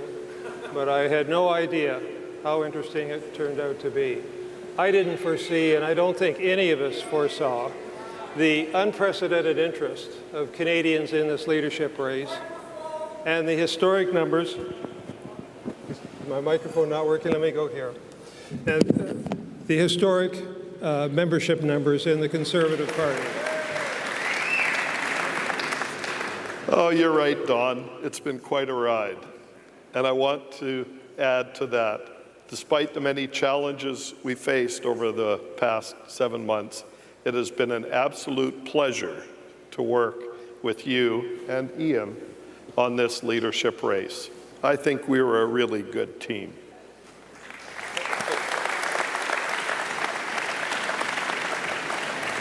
Yes, I wholeheartedly agree with that, Wayne. It was a real pleasure. I'd like to say a few words, ladies and gentlemen, about my duties as Chief Returning Officer. The duties of the Chief Returning Officer in this leadership race are primarily to monitor the process, to ensure compliance with our Constitution and with the rules and procedures determined by the Leadership Election Organizing Committee. And I'd like to take a moment to remind everyone of a couple of the more important rules in this race. First, our Constitution requires that this race will be conducted on a one-member, one-vote point system. Well, what does that mean? It means that each of the 338 ridings in Canada are allocated 100 points. The Constitution, however, states that only ridings that have achieved a minimum of 100 valid votes cast will receive the full complement of 100 points. Leadership candidates are allocated points based on the percentage of votes they receive in each riding. 30% of the votes means 30 points. To win, a leadership candidate must attain a majority of points from across the country. If no candidate receives a majority of points on the first ballot, we will hold a second ballot. This is what is called a single transferable ballot. On the second ballot, the candidate receiving the fewest points is dropped, and that candidate's points are reallocated to the second preference, with the vote totals, or the point totals rather, being recalculated for all the candidates. This process is repeated until one candidate receives a majority of points and is declared the winner. I would like to add that the point totals at the close of voting are verified by Dawn as CRO and independently by Deloitte LLP. The results are then reported to Ian, Chair of LEOC, and Ian will then announce the results here at this podium. One excerpt from our Constitution in part states, National Council or the Leadership Election Organizing Committee will engage an independent third party to count the ballots in the votes specified.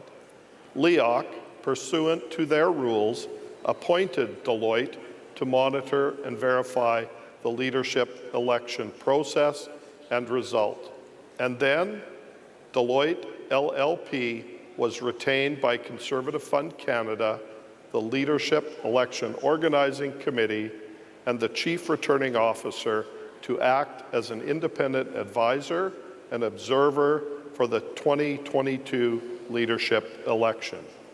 Conservative Fund Canada will be and was solely responsible for the provision of oversight and staff for carrying out activities adhering to all applicable election rules, including the credentials rules and counting rules.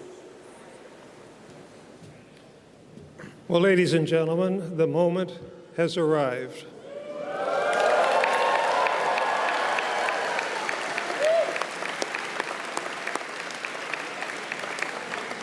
Ian and I and Wayne are going to walk over to the results room and obtain the vote results for round one. Assuming everything goes according to plan, we will be back here on stage in 10 to 15 minutes with the results. They have not been calculated yet. They're ready to press the button on the computer and give us the results. So don't go away.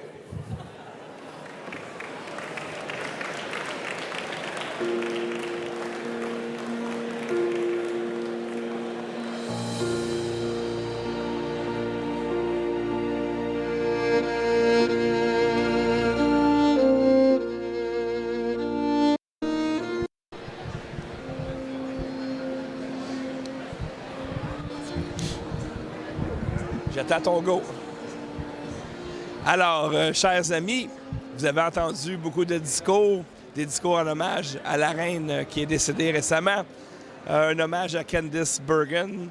Et maintenant, il y a des messieurs qui ont expliqué comment fonctionnaient les votes et comment étaient élus les chefs, donc dans quel genre de processus, etc., etc.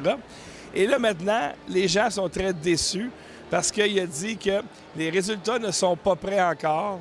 Les résultats vont arriver uniquement dans 10 à 20 minutes. Donc, là, présentement, il y a une pause ici. Et c'est ça. Je sais, chers amis, que c'est pas ce qui est le plus palpitant comme soirée.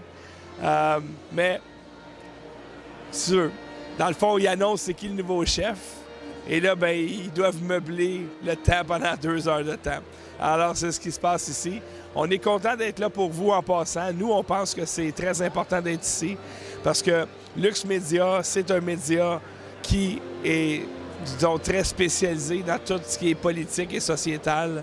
Et je pense qu'un média sérieux se doit d'être ici parce que c'est probablement ce soir, dans cet endroit, qu'on va connaître l'identité du prochain premier ministre du Canada. Alors, tantôt, je suis content parce qu'il y a Rebel News qui est ici et il y a quelqu'un qui est venu me voir et qui m'a invité à aller jaser avec Ezra Levin tantôt. Donc, moi, c'est quelqu'un que j'admire énormément. C'est un privilège pour moi d'aller jaser avec lui. Donc, tantôt, je vais aller jaser avec Ezra Levin. Et là, dans le moment, ben, il n'y a pas grand-chose à faire à part attendre pour les 10 à 20 prochaines minutes. J'ai coach à Saint-Hilaire, j'ai aucune idée où. Là, j'aurais besoin de lui dans le moment pour pouvoir jaser avec lui. Mais pour vrai, il n'y a pas grand-chose à dire sur cette soirée. Donc, c'est le Parti conservateur. Je pense qu'ils savent qu'ils vont former le prochain gouvernement. En tout cas, ils sont très positifs là-dessus. Il y a une fatigue du gouvernement Trudeau. Et ça, c'est normal. Après 2 mandats, 3 mandats, un gouvernement se fatigue. Même un relativement bon gouvernement. Si on regarde, par exemple, le gouvernement Harper, qui était pas mal meilleur que le gouvernement Trudeau, et malgré tout, après 3 mandats, la fatigue s'installe et les Canadiens pensent vouloir et recherchent le changement. Et des fois, le changement, ben, c'est pas toujours ce qu'il y a de mieux. Donc, ce soir, en tout cas, on a vu les réactions lorsque les candidats étaient présentés dans le petit vidéo ici. Pierre Poilievre est celui qui a eu la plus grosse réaction. Donc, j'ai toutes les raisons de croire que ça pourrait être un couronnement de Pierre Poilievre ce soir. Je pense, basé sur le pouls de la salle ici, que si c'est pas Pierre Poilievre qui remporte la chefferie, que la salle ici va être très, très, très déçue. Alors, malheureusement, chers amis, on doit attendre pendant encore 10, 15, 20 minutes avant d'avoir le résultat. Merci de patienter. Merci d'être là avec nous. S'il vous plaît, si vous aimez le travail qu'on fait, vous savez que c'est pas facile. Donc, si vous aimez notre travail, merci de considérer nous faire des dons, même de vous inscrire à des dons récurrents, parce qu'on veut être la voix des Québécois. On est ce média indépendant. Et c'est quoi un média indépendant? Bien, d'une part, on ne reçoit aucune subvention. Il n'y a aucune compagnie qui nous donne de l'argent parce qu'on veut être libre à 100%. Et surtout, on est le propriétaire de notre technologie de diffusion. Donc, ce soir... tu sais, le coach Saint-Hilaire qui est ici, d'ailleurs. Alors, écoute, es-tu capable de convaincre les gens de nous faire des dons? Parce que si on reçoit assez de dons ce soir, on pourrait aller manger chez Wendy's. Hey, écoute, il faut pas manquer ça. Donc, aidez-nous à vous aider. Écoutez, j'ai fait le tour dans la salle, j'ai rencontré plein de gens, puis écoute, quand même, les gens sont anxieux de savoir qui va gagner. Nous, on a un petit doute, mais on espère que le bon candidat va gagner. En fait, quand ils ont présenté les candidats, il y a juste quand on a vu l'image de Pierre Poilievre que les gens ont applaudi. Donc, as-tu l'impression, toi, que si c'est n'importe qui d'autre que Pierre Poilievre qui gagne ce soir, que les gens dans la salle vont être vraiment déçus? Oui, extrêmement déçus. Surtout qu'il a vendu des nouvelles cartes d'adhérents au Parti conservateur, 300 000 contre 100 000 quelque chose Charest. Donc, écoute, Pierre Poilievre, il est favori en ce moment. Donc, on espère qu'on n'aura pas une mauvaise surprise. Donc, comme disait André, je t'écoutais tout à l'heure là-bas. Là. Ça, je me suis dépêché à venir avec mon cellulaire. Puis, C'est des maudites bonnes chances que ce soir, on va connaître l'identité du prochain premier ministre du Canada. C'est quand même un moment historique, OK? Donc, soyez à l'écoute et donnez des dons. On va aller manger où déjà? On va aller chez Wendy's. Okay. Moi, j'ai pas mal faim. Je vais probablement manger le triple de Dave. Non, pas le Baconator, faut pas exagérer quand même. C'est parce que toi, t'aimes pas. Notre technicienne, elle va manger le Baconator parce qu'elle déteste les légumes. Et dans les hamburgers chez Wendy's, ils mettent de la salade et des tomates. Elle veut pas de ça. Elle veut juste de la viande puis du bacon. Et du fromage. Et du fromage. Donc, donnez. Oui, papa, donnez. Oui. Faites-nous des dons. Alors, ça coûte très cher venir ici, mais on se doit de le faire. Et on vit une super belle expérience, pour vrai. C'est un privilège d'être ici et d'être dans un lieu historique où c'est ici que va probablement être nommé le prochain premier ministre. Puis j'ai eu la chance de parler avec des gens d'autres provinces. Donc, écoute, ils ont chacun leur opinion. Mais surtout, ils ont des fois des opinions différentes des nôtres, les Québécois. Mais c'est tout le temps la même question, par exemple. Entre Charest et Poilievre, ils posent tout le temps la même question. Est-ce que Poilievre est aimé au Québec? Je dis oui. Charest, ben là, je suis pas sûr. Charest, ce qui s'est passé dans le passé, la commission, Charbonneau et tout, pas sûr. Donc, c'est plaisant de savoir... Moi, je pense que si Charest était élu, il gagne automatique les prochaines élections. Garanti. C'est un candidat qui est poussé par les Desmarais, poussé par l'establishment. Il gagne. Sauf que les Canadiens perdent parce que ça va absolument rien changer. Écoutez, moi, j'ai parlé avec une personne de l'Ontario. Il y avait des affiches de Poilievre. Je commençais à parler avec lui. Puis je dis, hey, Charest, il est poussé par Bay Street, hein, les hommes d'affaires, les banques. Il me regarde. Ça, c'est l'opinion du gars. Pas la mienne. Il dit, non. C'est comment ça, non? Trudeau. Je dis, hein? Trudeau? OK. Donc, c'est comme si lui pense que les libéraux préparent le changement. Donc, ce serait Charest avec les conservateurs. Regarde ce qui est arrivé quand justement, il y a eu la débâcle, là. Ouais. Des conservateurs, des partis progressistes conservateurs à l'époque, de Brian Mulroney.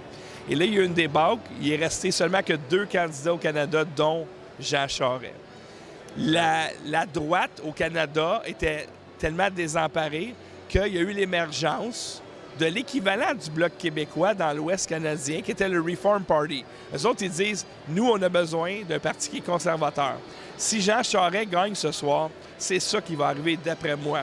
C'est-à-dire que les conservateurs au Canada vont dire, ça prend une voie conservatrice, puis on va recommencer. Probablement que l'Ouest va fonder un autre parti style le Reform, ou parce que je pense pas que Maxime Bernier représente, il n'est pas assez conservateur au niveau moral, au niveau sociétal. Donc, il est très libertarien, mais ça va prendre plus que ça pour les gens qui sont là ici ce soir. Et je pense que Bernier, Maxime, a l'État profond contre lui, donc ça va être difficile à moyen et long terme. Okay? Et ça me rappelle un peu ce qui s'est passé au Québec. Quand des gens proches de l'équipe des Marais ont sorti le go du Parti québécois, OK, ben, il y avait des problèmes avec certains gens de la garde rapprochée des Marais à l'époque. Ils ont sorti le go, puis ils ont presque fait la promesse, on va s'occuper de toi plus tard. Donc, le go, en ce moment, du fédéral, c'est peut-être la carte cachée de l'État profond qui s'appelle Jean Charest. Mais il faut qu'il passe la première étape. C'est ce soir, la première étape. Donc, ça ne veut pas dire qu'il va gagner. Donc, en fait, si on prend le pouls de la salle, ça serait une catastrophe si Jean Charest gagnait. Les gens ici vont être furieux, je pense. Oui, je pense oui, parce que il va y avoir toutes sortes d'hypothèses après. Des théories. Ça serait, pour vrai, il y aurait un malaise incroyable. Ce serait le fun de le vivre. Mais je pense que pour le bien des Canadiens, ça va prendre un chef conservateur au Parti conservateur. Exactement. Et non pas un chef mauve ou rose. Exactement. C'est ça. Bien, écoute, plusieurs médias traitent Poilievre de populiste. Qu'est-ce qu'un populiste? C'est un gars qui représente le peuple, la population en général. Donc, Poilievre représente ce genre-là populaire et populiste parce qu'il parle souvent de notre langage. Donc, c'est sûr que moi, en tant que média, faut que je fasse attention à soi. Mais en fait, oui. Mais c'est que tu as raison. le mot populiste a été dénigré comme le mot liberté, par exemple. C'est des mots qui ont été dénigrés. Sauf que on dirait que Trump a un effet sur la nouvelle génération de politiciens. C'est que lui, il n'a pas peur de varloper les médias. Et tu te rappelles, lorsque Charest a dit « ça n'a pas de bon sens », Pierre Poilievre, tu as soutenu le convoi des camionneurs. Et Pierre Poilievre a dit « le plus petit des camionneurs a plus d'intégrité dans son petit doigt que de toi dans toute ta carrière politique. » Donc, il a été très, très brutal. Et j'ai l'impression qu'il va être capable de passer à travers le mur de désinformation des médias avec son attitude. Parce que je pense pas qu'Éric Duhem a compris ça. Maxime Bernier l'a compris. Ça n'a pas été long. Maxime Bernier a compris en dedans de quelques mois que les médias ne seront jamais ton ami. Alors, moi, j'ai l'impression que Pierre Poilievre est au courant de ça. Il sait que les médias ne seront pas ses amis et il a les munitions pour le faire. Il utilise les réseaux sociaux pour faire passer son message, donc il est capable d'outrepasser le mur de feu des médias subventionnés. Mais je pense que le Canada est dû pour un changement. Le Québec aussi. On va parler du Canada. Ouais. Il est dû pour un changement. Donc, Poilievre représente ce 109 et qui est un espoir. Un espoir, justement, pour le futur. Parce que Poilievre, il est contre le Forum économique mondial, il est contre Davos. En fait, il a dit, je crois, qu'il n'y a pas de place pour des membres du World Economic Forum dans mon gouvernement. Oui, parce que faut pas oublier que Klaus Schwab a affirmé qu'il y a plusieurs de ses membres qui font partie maintenant du cabinet Trudeau. Ça, là, en fait, plus de la moitié. Oui. Je ne voulais pas être aussi précis que toi, mais plus de la moitié. C'est ce que Klaus Schwab a dit. Donc, écoutez, si vous êtes contre un peu les mondialistes et Klaus Schwab, peut-être que Pierre Poilievre représente un espoir. C'est sûr qu'on n'est pas sûr de rien. Donc, mais c'est le moins pire. C'est peut-être le cheval de l'espoir. Donc, bonne chance. Moi, je pense que pour les prochaines élections, si Trudeau est sur le ticket, Pierre Poilievre va gagner. Et une chose intelligente que le Parti libéral pourrait faire, c'est que Trudeau prenne sa retraite puis qu'il trouve quelqu'un d'autre pour faire oublier Trudeau. Mais je ne sais pas si ça va être assez. Qui, par exemple? Parce que rappelle-toi, après le scandale des commandites, le Parti libéral a été mis en pénitence pendant 10 ans. Oui, c'est ça. Alors, Trudeau, je pense qu'il va faire mal à long terme à son parti. Mais ça prendrait tout un candidat là, libéral. Je ne le connais pas, celui-là, à date. Là. C'est sûr. Pouvoir affronter... Écoute, Poilievre, il est bilingue. Un gars qui paraît bien. OK. Moi, je l'ai suivi aux communes dans ses questions, dans ses points, là, incroyable. Il me faisait monter, il disait lui, là, lui, là, lui, là. Lui, je le veux. C'est une brute. Oui, puis là, maintenant, il est là. Donc, écoute, il a fait le travail qu'il fallait faire, il a fait les étapes.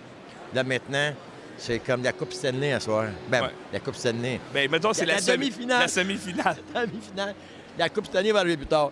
Mais à soir, écoute, ça serait toute une belle victoire. Puis surtout, j'ai hâte de voir s'ils vont donner les chiffres, les votes, les pourcentages. Je pense que oui. Possiblement. Donc, c'est là qu'on va voir si les gens du Poilievre passer avec un A+, un bon bulletin. Pour ce qui s'en vient. Dans combien de temps, la prochaine? 2 ans et demi, à peu près? Ben, en fait, Jagmeet Singh a dit qu'il allait soutenir le gouvernement minoritaire jusqu'en 2025. Ça veut dire qu'il reste minimum 2 ans et quelques du gouvernement Trudeau. À peu près, donc c'est ça. Ça serait une catastrophe parce que je ne pense pas que dans l'histoire du Canada, un gouvernement minoritaire a fait plus que 2 ans. Oui, c'est ça. Normalement, c'est 18 mois à peu près. À moins qu'il y ait un changement. Mais Jagmeet Singh, je pense que c'est un politicien qui perd des plumes. Je pense que son parti perd des plumes. Donc, lui, il doit garder ce qu'il a. Il doit sauver les meubles. Puis, il va essayer de rester là le plus longtemps possible. Donc, ce serait vraiment pas étonnant qu'il stalle le gouvernement jusqu'en 2025. Il y a des mots de bonne chance. C'est ça, je pense, qu'il va arriver aussi. Ça. Donc, Singh, là, en tout cas. Parce qu'en politique, chers amis, là, les politiciens, ils veulent une chose, le pouvoir. Ben ouais. Puis, c'est juste ça qu'ils veulent. Malheureusement, souvent, les politiciens ont des très, très bonnes intentions, mais là, ils commencent à faire des compromis, puis on en connaît une couple. Ils commencent à faire des compromis pour ne pas se faire dénigrer par la presse, font des compromis pour aller chercher un peu plus de votes, et c'est ce qui fait que tous les gouvernements se succèdent, font pas mal la même affaire pendant 4 ans, c'est-à-dire augmenter la dette, enlever nos droits, appauvrir la population. Puis après ça, le gouvernement, lui, veut faire mieux. Il est temps qu'on ait le changement, puis ils font la même chose parce qu'ils vont tout le temps plier puis faire des compromis. Oui, puis écoutez, avec tout ce qui s'est passé avec les crises sanitaires, le COVID, je pense qu'en ce moment, il risque d'avoir un éveil de conscience dans la population. Et là, toutes les donnes vont changer. Donc, pour Alièvre, au Canada, au Québec, bien là, écoute, moi, personnellement, je rêve quand même à Duhem, même s'il y a un peu peur, parce que la CAQ, non. Puis il n'y a pas eu d'opposition pendant 4 ans, ou surtout 2 ans et demi. Donc, comme disait le député Sanson, il y avait 124 plantes vertes à Québec. Donc, on verra, là, mais je pense qu'il y a vent du changement souffle. En fait, le mouvement des camionneurs, ça a été majeur. On s'entend, il faisait moins 30 degrés, moins 25 degrés à Ottawa. Ça a duré à peu près 3 semaines et ça a pris une force policière assez brutale pour sortir le manifestant de là. Et évidemment, le PPC a soutenu ce mouvement-là. Le Parti conservateur du Canada, je pense qu'il y avait juste Pierre Poilievre et Mme Lansing, qu'on a vu tantôt, pas loin d'ici, très charmante madame, qui a parlé en faveur des camionneurs. Bonjour. I love your book on hockey. My book on hockey? Oh, you're... Yeah? No, you're thinking about Stephen Harper. Okay. Yeah. That's okay. He's an Olympic coach, but an old Olympic coach. Yeah, I'm coach at Minnesota. Oh, okay. Anyway, and we hope... Alors, Andrew Scheer est ici, il est en train de s'entretenir avec... Hey, bien ici, faut que tu comptes. C'est chaud un peu, il est tranquille. Andrew Scheer passe à côté de nous, le coach Saint-Hilaire. Servé d'abord le félicite pour son livre sur le hockey, puis il dit « C'est pas moi qui ai écrit ça, c'est Harper. » Comment ça, t'as pas écrit le livre? C'était Asti. Fait que là, moi, j'ai essayé de faire une joke pour détendre l'atmosphère. J'ai dit « C'est un coach olympique, mais c'est un vieux coach olympique. » Mais tu sais, à la fin, j'ai parlé avec lui, je dis « Écoute, je pense qu'on est dans la même équipe, hein, ce soir. » Puis il dit « Oui, c'est parfait. » Il a compris le message. Parce que lui, il est mon bord, à ce soir. Je pense que Ren O'Toole, lui, il est du bord Charest. Oh, je sais pas, lui. Ben, je sais que lui, il est du bord de Poilievre. Andrew Scheer, c'est ça, c'est un vrai conservateur. Il vient de... Tu sais parler? Non, c'est... Moi, ça m'intéresse pas de parler avec des politiciens, pour vrai. En tout cas, le moins possible. Moi, j'ai laisse... Hein? Ah, ben, à moins que toi, tu veuilles y parler. Ben, en tout cas, c'est parce que moi, je laisse ça à Gilbert Thibodeau, ces affaires-là. C'est ça. Parce que Gilbert Thibodeau... Oui, il va parler de hockey. Gilbert Thibodeau est capable de parler leur langage. Ouais, c'est ça. Il y a très, très peu de politiciens, pour vrai, qui parlent et utilisent le fond de leur pensée. J'aime beaucoup Maxime Bernier pour ça. Mais, de toute façon... Alors, ce soir, qui va gagner, chers amis? Telle est la question. Je ne sais pas, il reste combien de temps. Mais moi, tantôt, je vais aller voir Israel Event. Alors, vous pouvez rester sur notre chaîne ou aller sur la chaîne de Rebel. J'espère que parce que là, j'ai la tête pas mal embrumée avec mon rhume et tout ça. J'espère pas avoir l'air trop fou parce que je voudrais pas mal paraître à côté. Tu sais qu'Israel Event, il veut jaser avec moi. Ben, il est juste ici, là. Il y a un petit podium.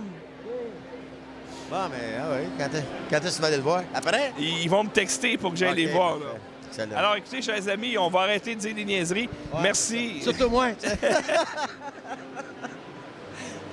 Merci de nous soutenir financièrement, qu'on puisse se payer une coupe d'hamburgers chez Wendy's en revenant à la maison.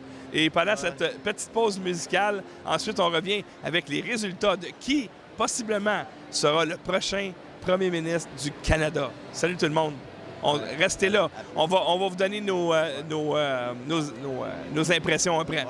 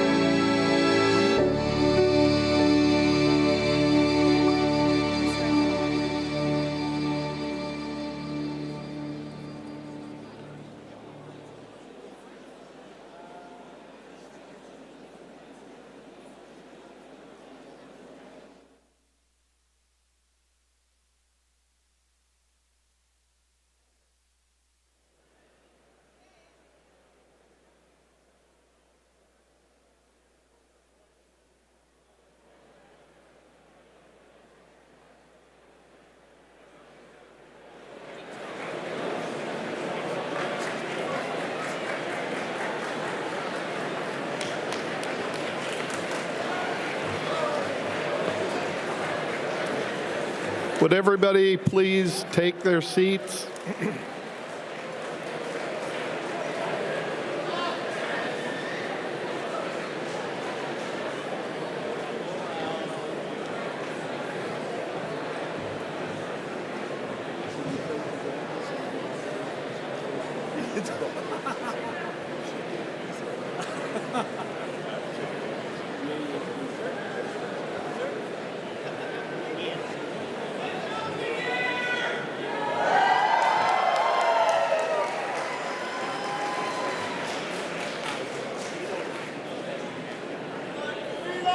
I just want to say we would have been up here much sooner, except the elevator was in use.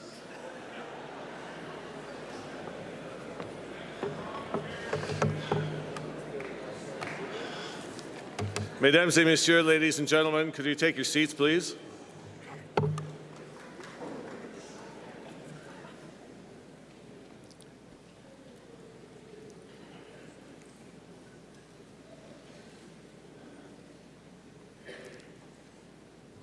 Mesdames et messieurs, ladies and gentlemen, j'ai des résultats. I have some results.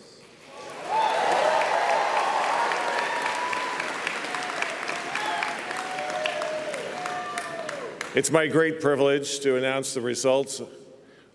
Nous avons un nouveau chef. We have a new leader, the next Prime Minister of Canada, la prochaine Premier Ministre du Canada, the Honourable Pierre Poilievre and Anna Poilievre.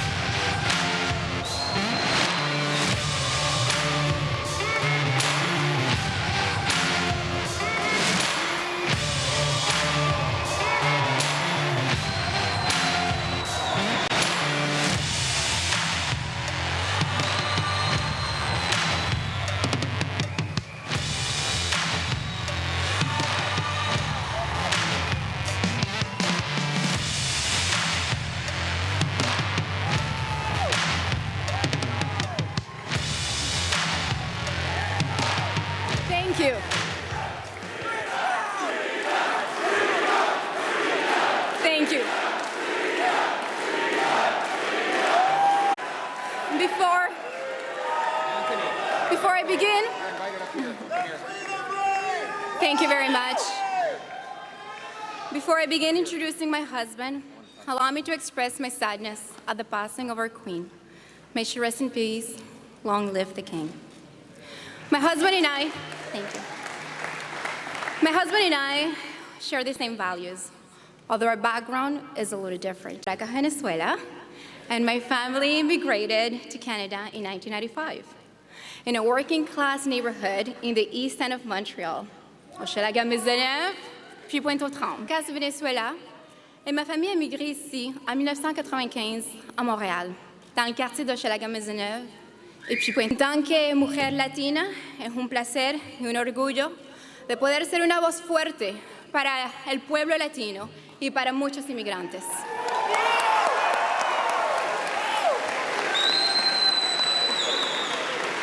My father, he went from where est passé de porter des complets et à gérer une banque, à monter à l'arrière d'une camionnette avec des vêtements usagés, afin de ramasser des fruits et des légumes dans les champs, car c'est ce qu'il devait faire pour nourrir notre famille. The Galindo family, present here tonight, taught us hard work, and that there is no greater dignity than to provide for your own family.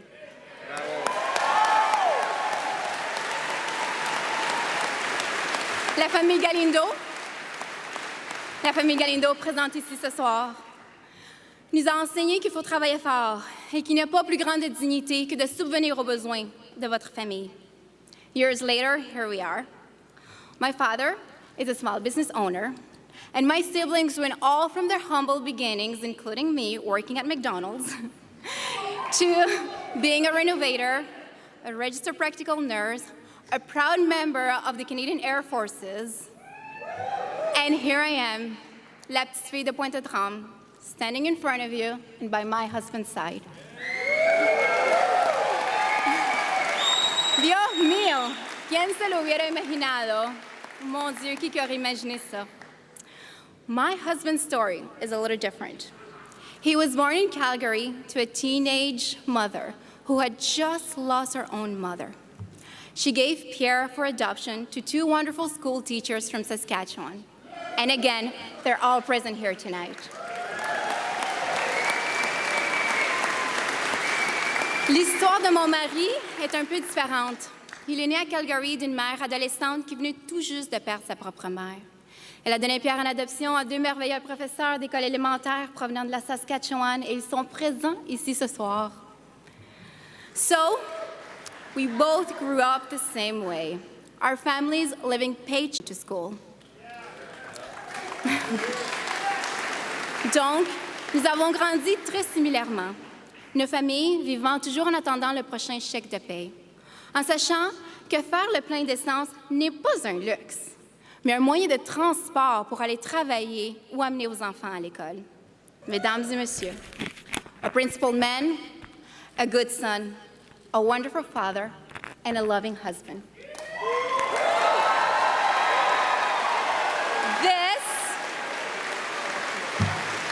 This is the new leader of the Conservative Party, Premier Ministre, my husband, Pierre Poilievre.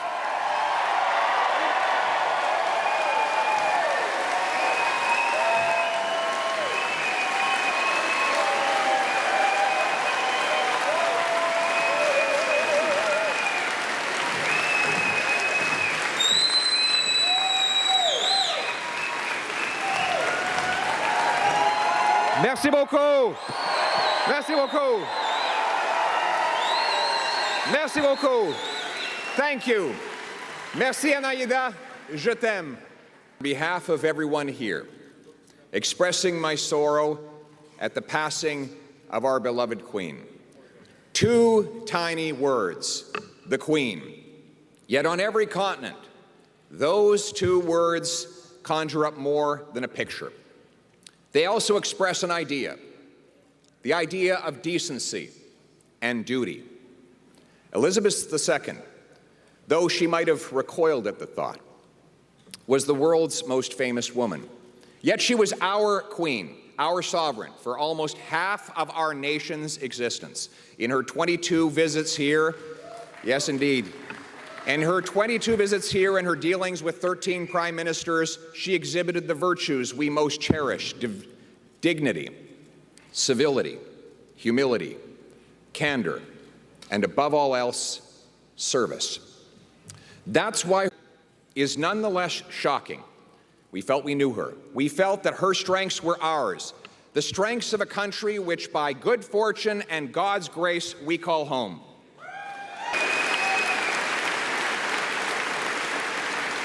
And that, perhaps, is why I feel a small catch in my throat when I utter the words that no leader has stated in this country for over 7 decades: God save the King.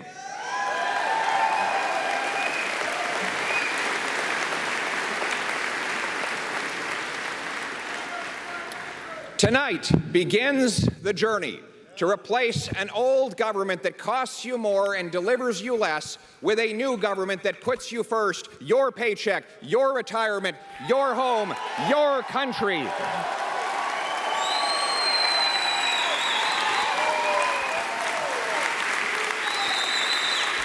By tackling liberal inflation, We'll put you back in control of your life and your money. Le travail commence ce soir pour remplacer ce vieux gouvernement qui vous coûte plus cher et qui vous apporte moins avec un nouveau gouvernement qui vous place en premier votre chèque de paie, votre retraite, votre maison, votre pays.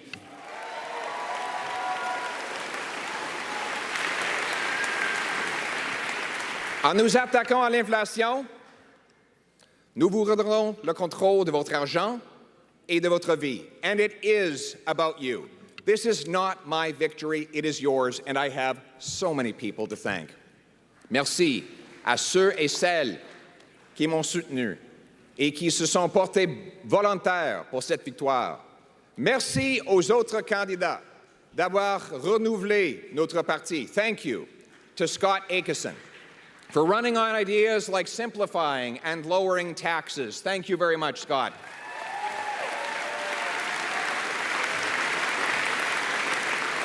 Thank you to Roman Baber for standing up for and making sacrifices for freedom for everybody. And thank you to his wonderful partner, Nancy, for championing children with autism.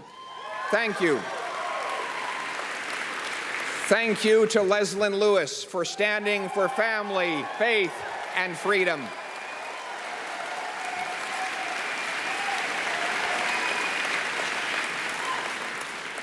And to her husband, John, for supporting her along the way. Yes. And thank you. And thank you to Jean Charest for your service to our country.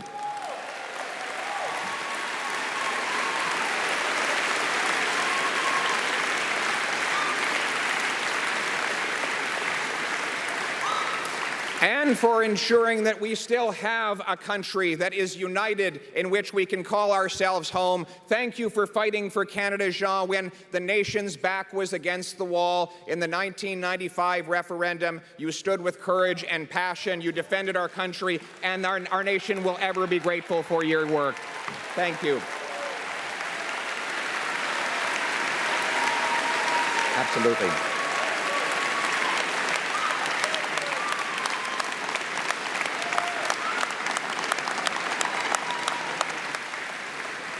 Ça fait à peu près 40 ans que Jean est en politique, au niveau provincial et fédéral.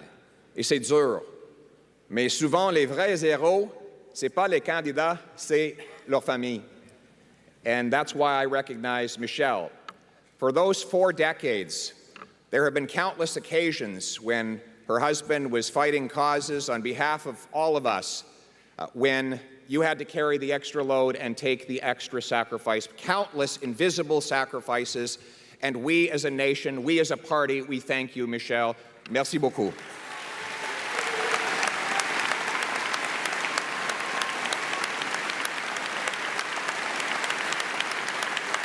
To supporters of all of these fine candidates, I open my arms to you.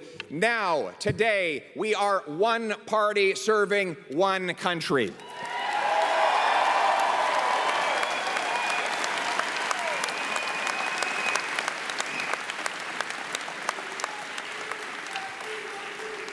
Most importantly, thank you to my brilliant and beautiful wife. Merci à ma belle et brillante épouse.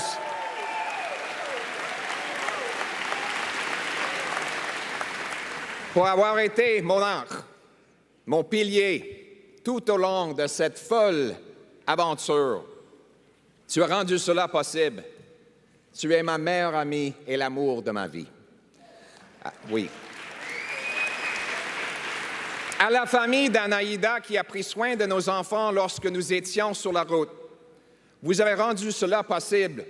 Muchas gracias a la familia de mi esposa y por su contribución a Canadá.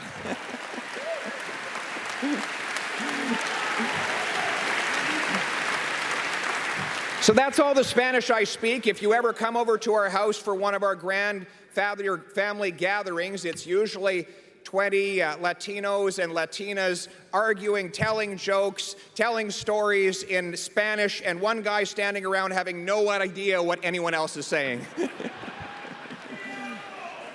My wife's family not only raised this incredible woman, but they came to this country from Venezuela with almost nothing.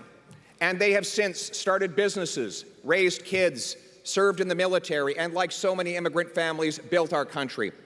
And I want to thank, yes.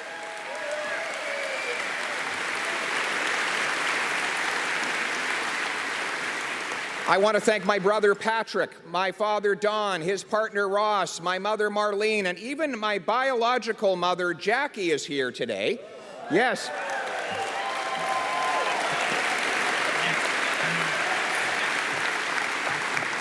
We're a complicated and mixed up bunch, like most families, like our country.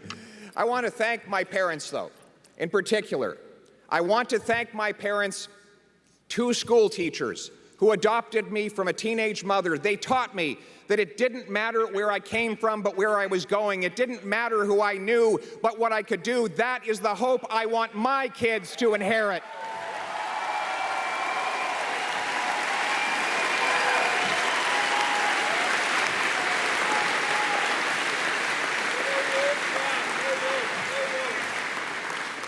But that hope has melted into worry for many. Today, people feel like they've lost control of their pocketbooks and their lives. The cost of government is driving up the cost of living.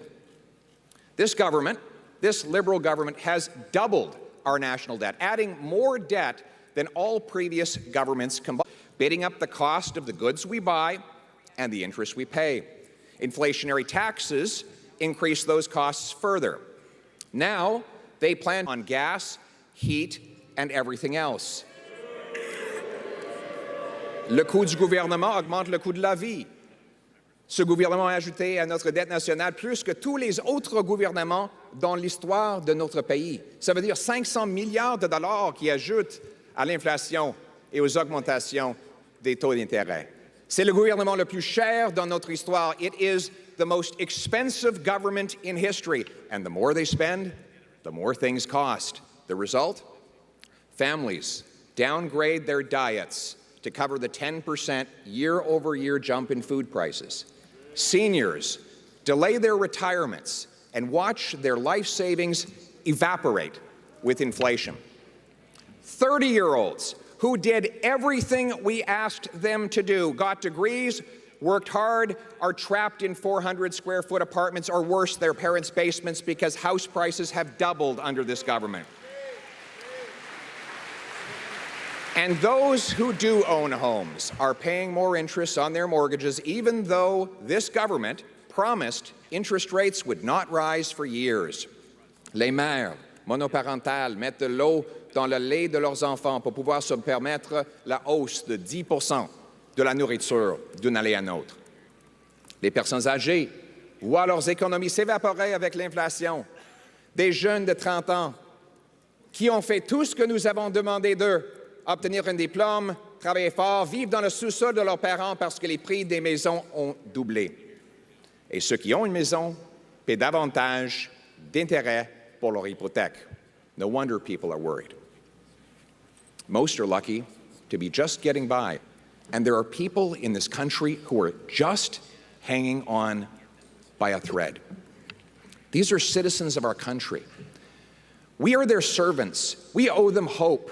They don't need a government that sneers at them, looks down on them, calls them names. They don't need a government to run their lives. They need a government that can run a passport office.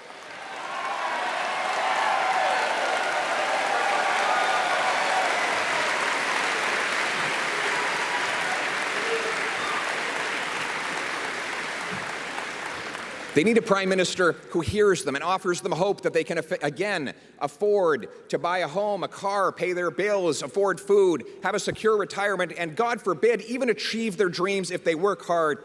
They need a prime minister who will restore that hope, and I will be that prime minister.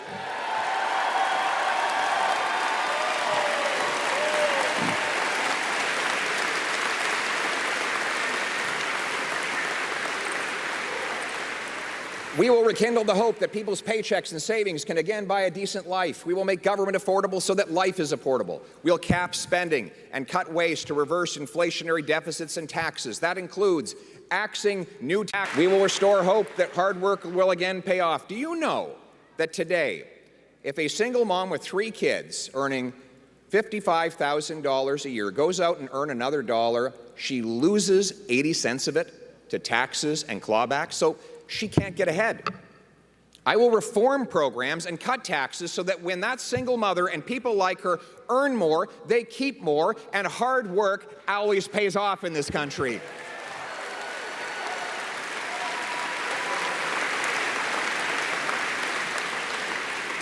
Nous redonnons l'espoir que le travail devienne payant de nouveau en réformant les programmes et en réduisant les impôts pour que les gens gardent l'argent qu'ils gagnent pour leur famille plutôt que de tout perdre au gouvernement. Instead of creating more cash, let's create more of what cash buys. Think of it. If you've got 10 loaves of bread and $10, well, it's $1 a loaf. If you double the number of dollars to 20, but you still have 10 loaves of bread, well, then it's $2. You see, spending more doesn't get us more. We need to make more. So instead of doubling the money, let's double the bread. Yes.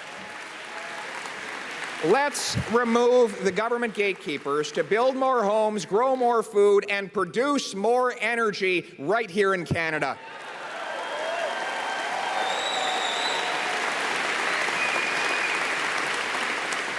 We need to restore the hope of home ownership. Right now, youth and newcomers can't get a home because local government gatekeepers block housing with heavy fees and long delays for building permits, leaving us with the fewest houses per capita of any country in the G7, even though we have the most land to build on. A Polyev government will require big cities that want federal infrastructure money to speed up and lower the cost of permits and to approve affordable housing around all transit stations so that our young people can live there and don't even need to afford a car.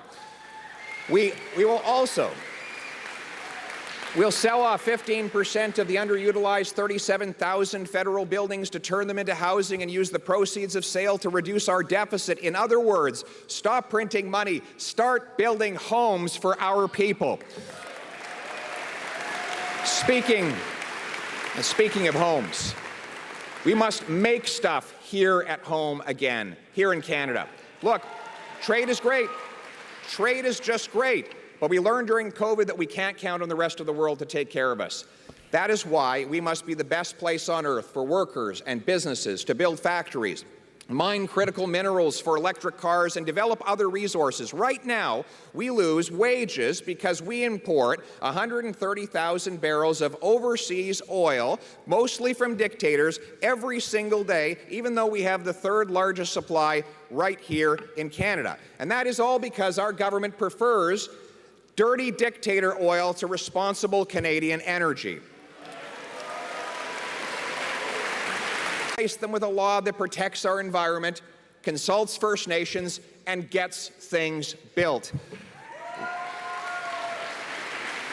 We will greenlight Newfoundland and Labrador's planned increase in oil production, which will allow us to fully replace every single barrel of oil we're importing from abroad, and within 5 years, we will set the goal to end dictator oil in Canada altogether.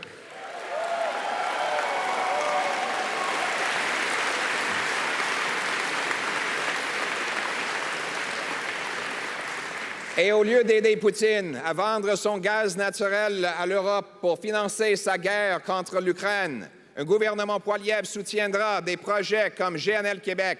Nous savons tous que les Québécois ont une source d'énergie propre, l'hydroélectricité, qu'ils peuvent utiliser pour liquéfier le gaz naturel sans émission. L'Europe a besoin d'acheter du gaz. Voici le choix. Certains préfèrent que l'argent du gaz naturel finance les armes de guerre de Poutine. Moi, je veux que cet argent-là finance les chèques de paie pour Jean-Marc Tremblay, le soudeur du Saguenay. We will greenlight mining and manufacturing of minerals like lithium, cobalt, and copper to make electric cars and batteries. We will allow for technology to be unleashed here instead of our money to go to foreign dictatorships. And that also includes repatriating food production by standing with our farmers here at home.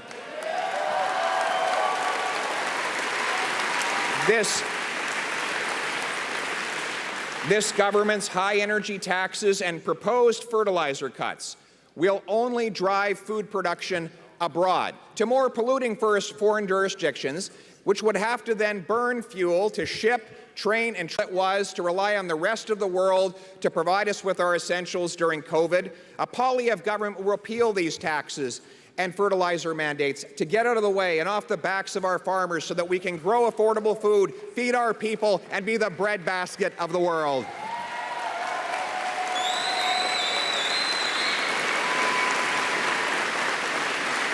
We will restore to First Nations more control of their land, money, and decision-making, and those communities that want to develop resources and invite commerce to fight poverty will have an ally rather than an obstacle in me.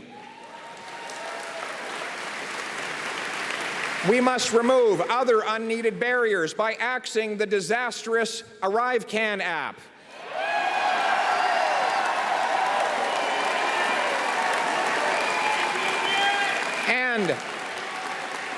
And by ending the remaining COVID vaccine mandates to let people work and travel freely.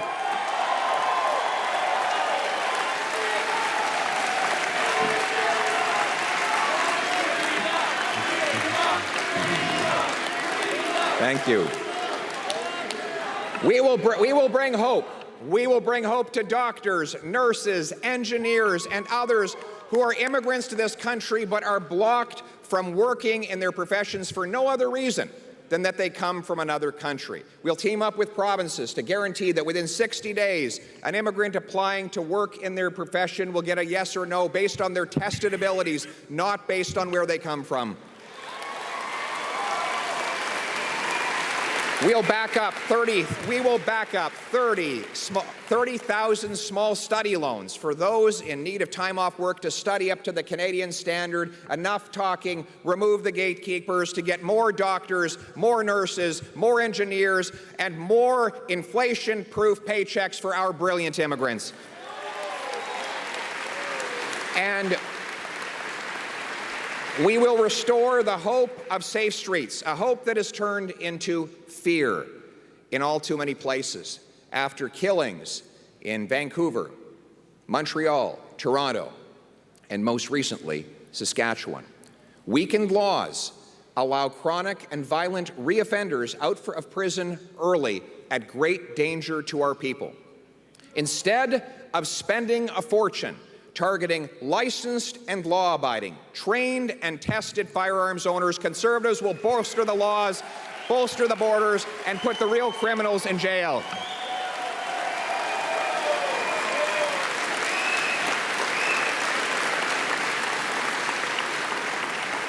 Et nous redonnerons de l'espoir aux Québécois afin qu'ils puissent reprendre le contrôle de leurs décisions et de leur vie, au lieu d'être contrôlés par un gouvernement centralisateur et woke à Ottawa.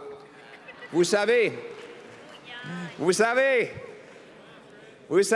la langue française m'occupe une place toute spéciale dans mon cœur. Mon père, qui a des origines canadiennes françaises et qui vient d'un village francescois, m'a transmis l'importance de préserver le français dès mon plus jeune âge.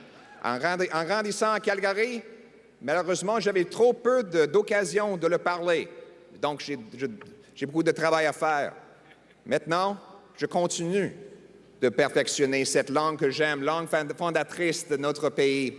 Avec mon épouse, une Montréalaise, nous transmettons à notre tour à nos enfants qui vont dans les garderies francophones. Nos petits-enfants, Baby Cruz et Valentina, ils auront la langue française comme première langue. Et la deuxième langue, évidemment, espagnol. Et après ça, troisième langue, l'anglais. Je vais aller plus loin en parlant du Québec. Je dirais que les conservateurs de partout au pays ont beaucoup d'apprendre des Québécois. Les Québécois défendent leur patrimoine, leur culture et leur langue. Ils ne s'excusent pas. La nation québécoise tient tête au wokisme.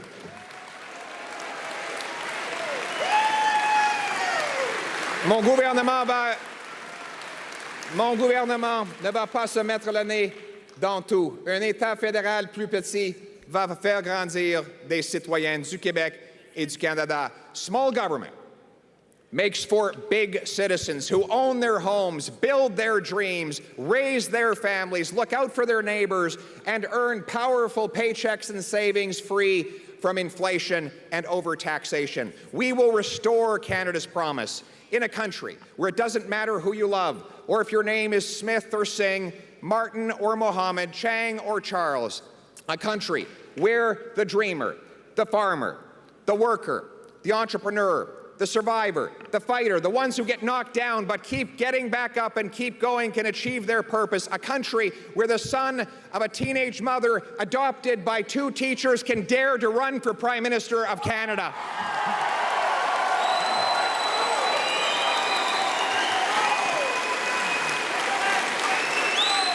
Absolutely.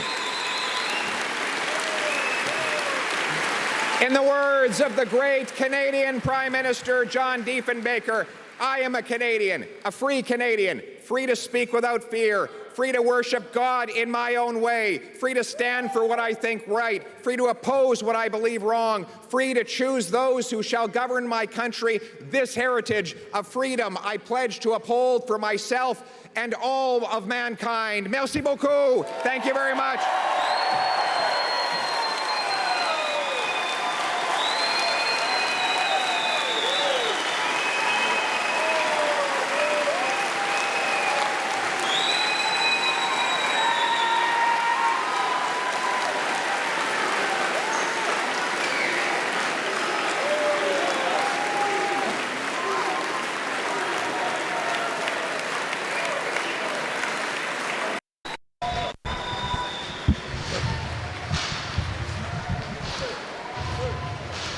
Est-ce que je suis en onde? Alors, chers amis, Pierre Poilievre a été couronné ce soir le chef du Parti conservateur du Canada avec un pourcentage, en fait, il est allé chercher plus du 2/3 des votes sur 5 candidats qui restaient. Jean Charest, je pensais qu'il y avait des chances. Je me suis complètement trompé. Gilbert avait raison. Donc, ça a été un raz-de-marée Poilievre. Et pour moi, c'est une bonne nouvelle. Pourquoi? Parce que ça veut dire qu'il y a un vrai conservateur à la tête du Parti conservateur. On a vu Pierre Poilievre ici qui a fait un discours qui a connecté avec la population. J'ai l'impression, moi, que tout ce qu'on entend du gouvernement Trudeau, tu peux venir, Daniel, ce qu'on entend du gouvernement Trudeau, c'est comme si on était dans Twilight Zone. C'est comme s'il était 0% à l'écoute des préoccupations des Canadiens. L'inflation, le COVID, l'application ArriveCan, les vaccins, etc. Et il s'en fout de détruire l'économie. Et quand il parle, c'est une salade de mots. Alors, on a vu ce soir Pierre Poilievre dans son discours. Non seulement il a présenté sa très, très belle famille, mais en même temps, on voit qu'il connecte vraiment avec les préoccupations des Canadiens. Écoute, j'ai pris des notes, OK? Ça vaut même pas la peine. C'est des émotions. C'est un être humaniste, ce gars-là, OK? C'est sa femme qui a commencé, OK? Oui. Qui a commencé à parler, le discours est incroyable. Une pauvre famille qui arrive du Venezuela, qui atterrissent à Montréal, dans Chalega Maisonneuve, là je reste. Après ça, Pointe-aux-Trembles. C'est une Montréalaise, une Québécoise, qui parle 3 langues. Écoute, lui, maintenant, parce qu'il prend un relais, son discours, écoute, c'est peut-être le plus beau discours que j'ai entendu de ma vie. En fait, de la part d'un politicien canadien. Oui, canadien, ça. Parce que, mettons que Trump, il nous a habitués à des très, très bons discours. Mais est-ce que ça te réconcilie pas, toi, avec, enfin, il y a un espoir, parce que le délire total qu'on vit depuis le début de l'ère Trudeau, avec les frontières qu'on a abandonnées complètement. On a laissé le contrôle de nos frontières à l'ONU avec le traité de Marrakech. On a eu des nouvelles dispositions sur la censure. Maintenant, il y a ce qu'on appelle du compelled speech au Canada, c'est-à-dire avec tout le lobby transgenre, il y a des mots que tu es obligé d'utiliser. C'est une nouvelle forme de censure qui est hallucinante, ou le contrôle du speech. Avec des vaccins qui ne fonctionnent pas, qui sont imposés aux Canadiens. La haine des médias subventionnés qui crachent de la haine, qui vont traiter des citoyens, leurs propres concitoyens, de touristes tata, de covidio, d'édentés, de fêlés, etc., etc. Et là, on se dit, on est dans un délire total. Et là, tu as un politicien qui, depuis une couple d'années, a challengé Trudeau sur pas mal de choses. Et là, gagne et peut connecter avec la population. Exactement. Puis il l'a dit dans son discours, c'est un gars qui est parti, c'est un orphelin, là. Il a été élevé par 2 professeurs. Et je pense que c'est sa mère. Et là, sa mère biologique. Sa mère biologique, puis elle vient du Québec. Puis il a parlé du Québec. Ah, il a fini avec le Québec. Tabarouette. Il aime beaucoup le Québec. Il a protégé la langue, tout, le français. Il a aimé le peuple québécois en tant que protection de ses valeurs, ça. Écoute, le Québec va être de son bord, c'est sûr. Je peux pas comprendre, tu sais. Le Québec va être de son bord. L'Ouest est de son bord. Sa femme, écoute, elle peut devenir une première dame. Incroyable. Une personnalité, 3 langues, belle, s'exprime bien, des beaux messages. Puis comme dit Pierre Poilievre, il dit, moi, ma mère m'a tout le temps donné cette valeur-là. Peu importe de où tu viens, tu peux être un orphelin, mais tu peux aller loin, OK? Donc, tu peux avoir ta chance. Puis c'est ce qui est prouvé en ce moment. Il veut laisser personne de côté au Canada. Les Autochtones, il en a parlé. Écoute, il dit, lui, une des lignes que j'ai aimées, il dit, le gaz, là, c'est pas pour envoyer des bombes. Il y a des conflits en Europe. Le gaz, là, moi, là, je vais le garocher pour avoir plus de paychecks, des chèques de paye. C'est ça. Et ainsi de suite. Écoute, je pense que, je disais tout à l'heure dans l'autre entrevue que lui, c'était l'homme de l'espoir, un vent du changement. À soir, dans son discours, il l'a prouvé. Hey, 68 contre 16. En fait, c'est le retour. C'est parce que le trip d'acide est fini. La personne se réveille et se dit, bon, mais OK, on revient à comme on était avant. Parce que le discours qu'il a fait ce soir, il n'y a rien d'extraordinaire, mais il contraste avec des politiciens comme le Parti vert du Canada, mettons, le NPD, le Parti libéral, même le Bloc québécois qui est complètement disjoncté. Ah, mais il n'est plus là, lui, là. C'est ça. Et là, tu arrives enfin un politicien qui connecte avec les besoins réels de la population. Exactement. Écoute, je pense que c'est l'homme de la situation, le couple de la situation, puis la femme de la situation. Donc là, je vous le dis, je pense que Pierre Poilievre, il faut y faire confiance. Il me redonne l'espoir du Canada. Et là, j'ai une question pour toi. On aime tous beaucoup Maxime Bernier. Ouais. Qu'est-ce qui se passe si tu es dans les bottines de Maxime Bernier ce soir? Es-tu content? Mais non, c'est sûr. C'est sûr que Maxime Bernier, il n'y a pas les médias de son bord, OK? Il part déjà, dans un 100 mètres, il part 90 mètres en arrière. Il n'a pas grand chance, donc c'est sûr. Donc, il y a peut-être des stratégies nouvelles à adopter pour Maxime Bernier. Pourquoi pas un retour? Un Écoute, retour ça avec serait, Pierre. ça serait Pourquoi peut-être pas? ça serait peut-être pas une mauvaise idée. Ben, écoute, là, il y aurait un... Quoique, avec un gouvernement Trudeau, d'après moi, qui, en 2025, hypothétiquement, si, mettons, c'est en 2025 des élections, ce gouvernement-là, pardon, il va être tellement fatigué que Pierre Poilievre n'aura pas besoin de Maxime Bernier. Je le sais, mais moi, je parle en fonction dans les bottines de Maxime Bernier. Est-ce que tu penses que les médias vont être agressifs envers Pierre Poilievre? Pas pour l'instant. Comment tu peux être agressif avec ça? Ah, mon Dieu! Impossible, non. Oui, mais il y a un discours à la Duhem. Okay. Hein? Il y a un discours à la Duhem. Oui, mais écoute, il a parlé, en tout cas, écoute, il a dit des choses en accord avec Duhem tout à l'heure. Donc, j'ai hâte de voir, de toute façon, bientôt, Duhem, là, il reste quoi, 3 semaines? Oui. Et le 17 septembre, à Montréal, oui, manifestation Solidarité Québec.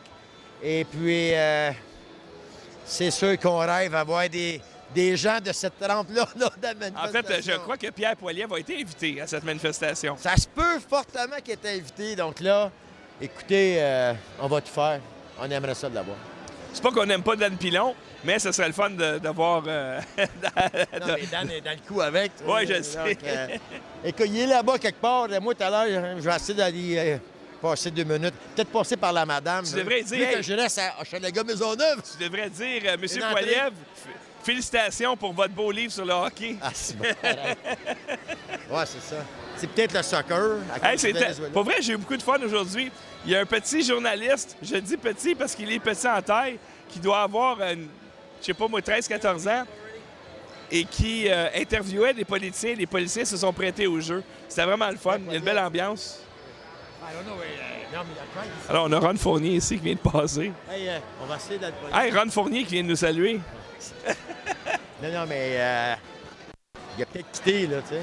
Non, mais... Allez en avant, fais un tour. Ah, vas-y, mais d'après moi, Pierre Poilievre has left the building, Ben, c'est d'après ça. moi. Ben, allez faire un tour. Vas-y, moi, je vais conclure. J'étais à la mission, moi. Alors, merci infiniment à Daniel Saint-Hilaire qui a passé la journée avec nous. On a toujours beaucoup de plaisir avec Daniel Saint-Hilaire.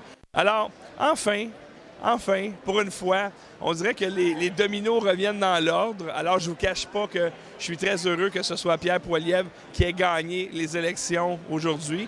J'ai l'impression que si c'était, pas les élections, mais je veux dire la chefferie du Parti conservateur. Et j'ai l'impression que si Charest avait gagné, ça veut dire que, oups, il va falloir qu'il y ait d'autres partis qui s'organisent parce que dans un pays sain, ça prend de la gauche saine, de la droite saine. Et là, présentement, ce qu'on a, c'est de la gauche qui délaie complètement et des conservateurs qui sont des libéraux, en fait. Alors là, on a enfin un vrai conservateur qui est parfaitement bilingue, qui connaît ses enjeux. Il a fait un superbe discours. Je pense que ça va être un vrai leader international. En tout cas, moi, je suis très content de voir ça. Alors, j'aimerais profiter pour remercier tous ceux qui nous ont suivis ce soir. Je sais que ça n'a pas toujours été facile parce qu'au début, c'était plate un peu. Merci beaucoup à ma technicienne, Elisabeth. Merci beaucoup à Caroline Mailloux, qui est ici avec moi, et à, évidemment, le coach Saint-Hilaire. Là-dessus, je souhaite une bonne soirée. Moi, je vais chercher un Wendy's dans le coin. On revient à Montréal et ne manquez pas mon émission de réinformation lundi midi où on va sûrement parler un peu de la victoire de Pierre Poilievre. Salut tout le monde.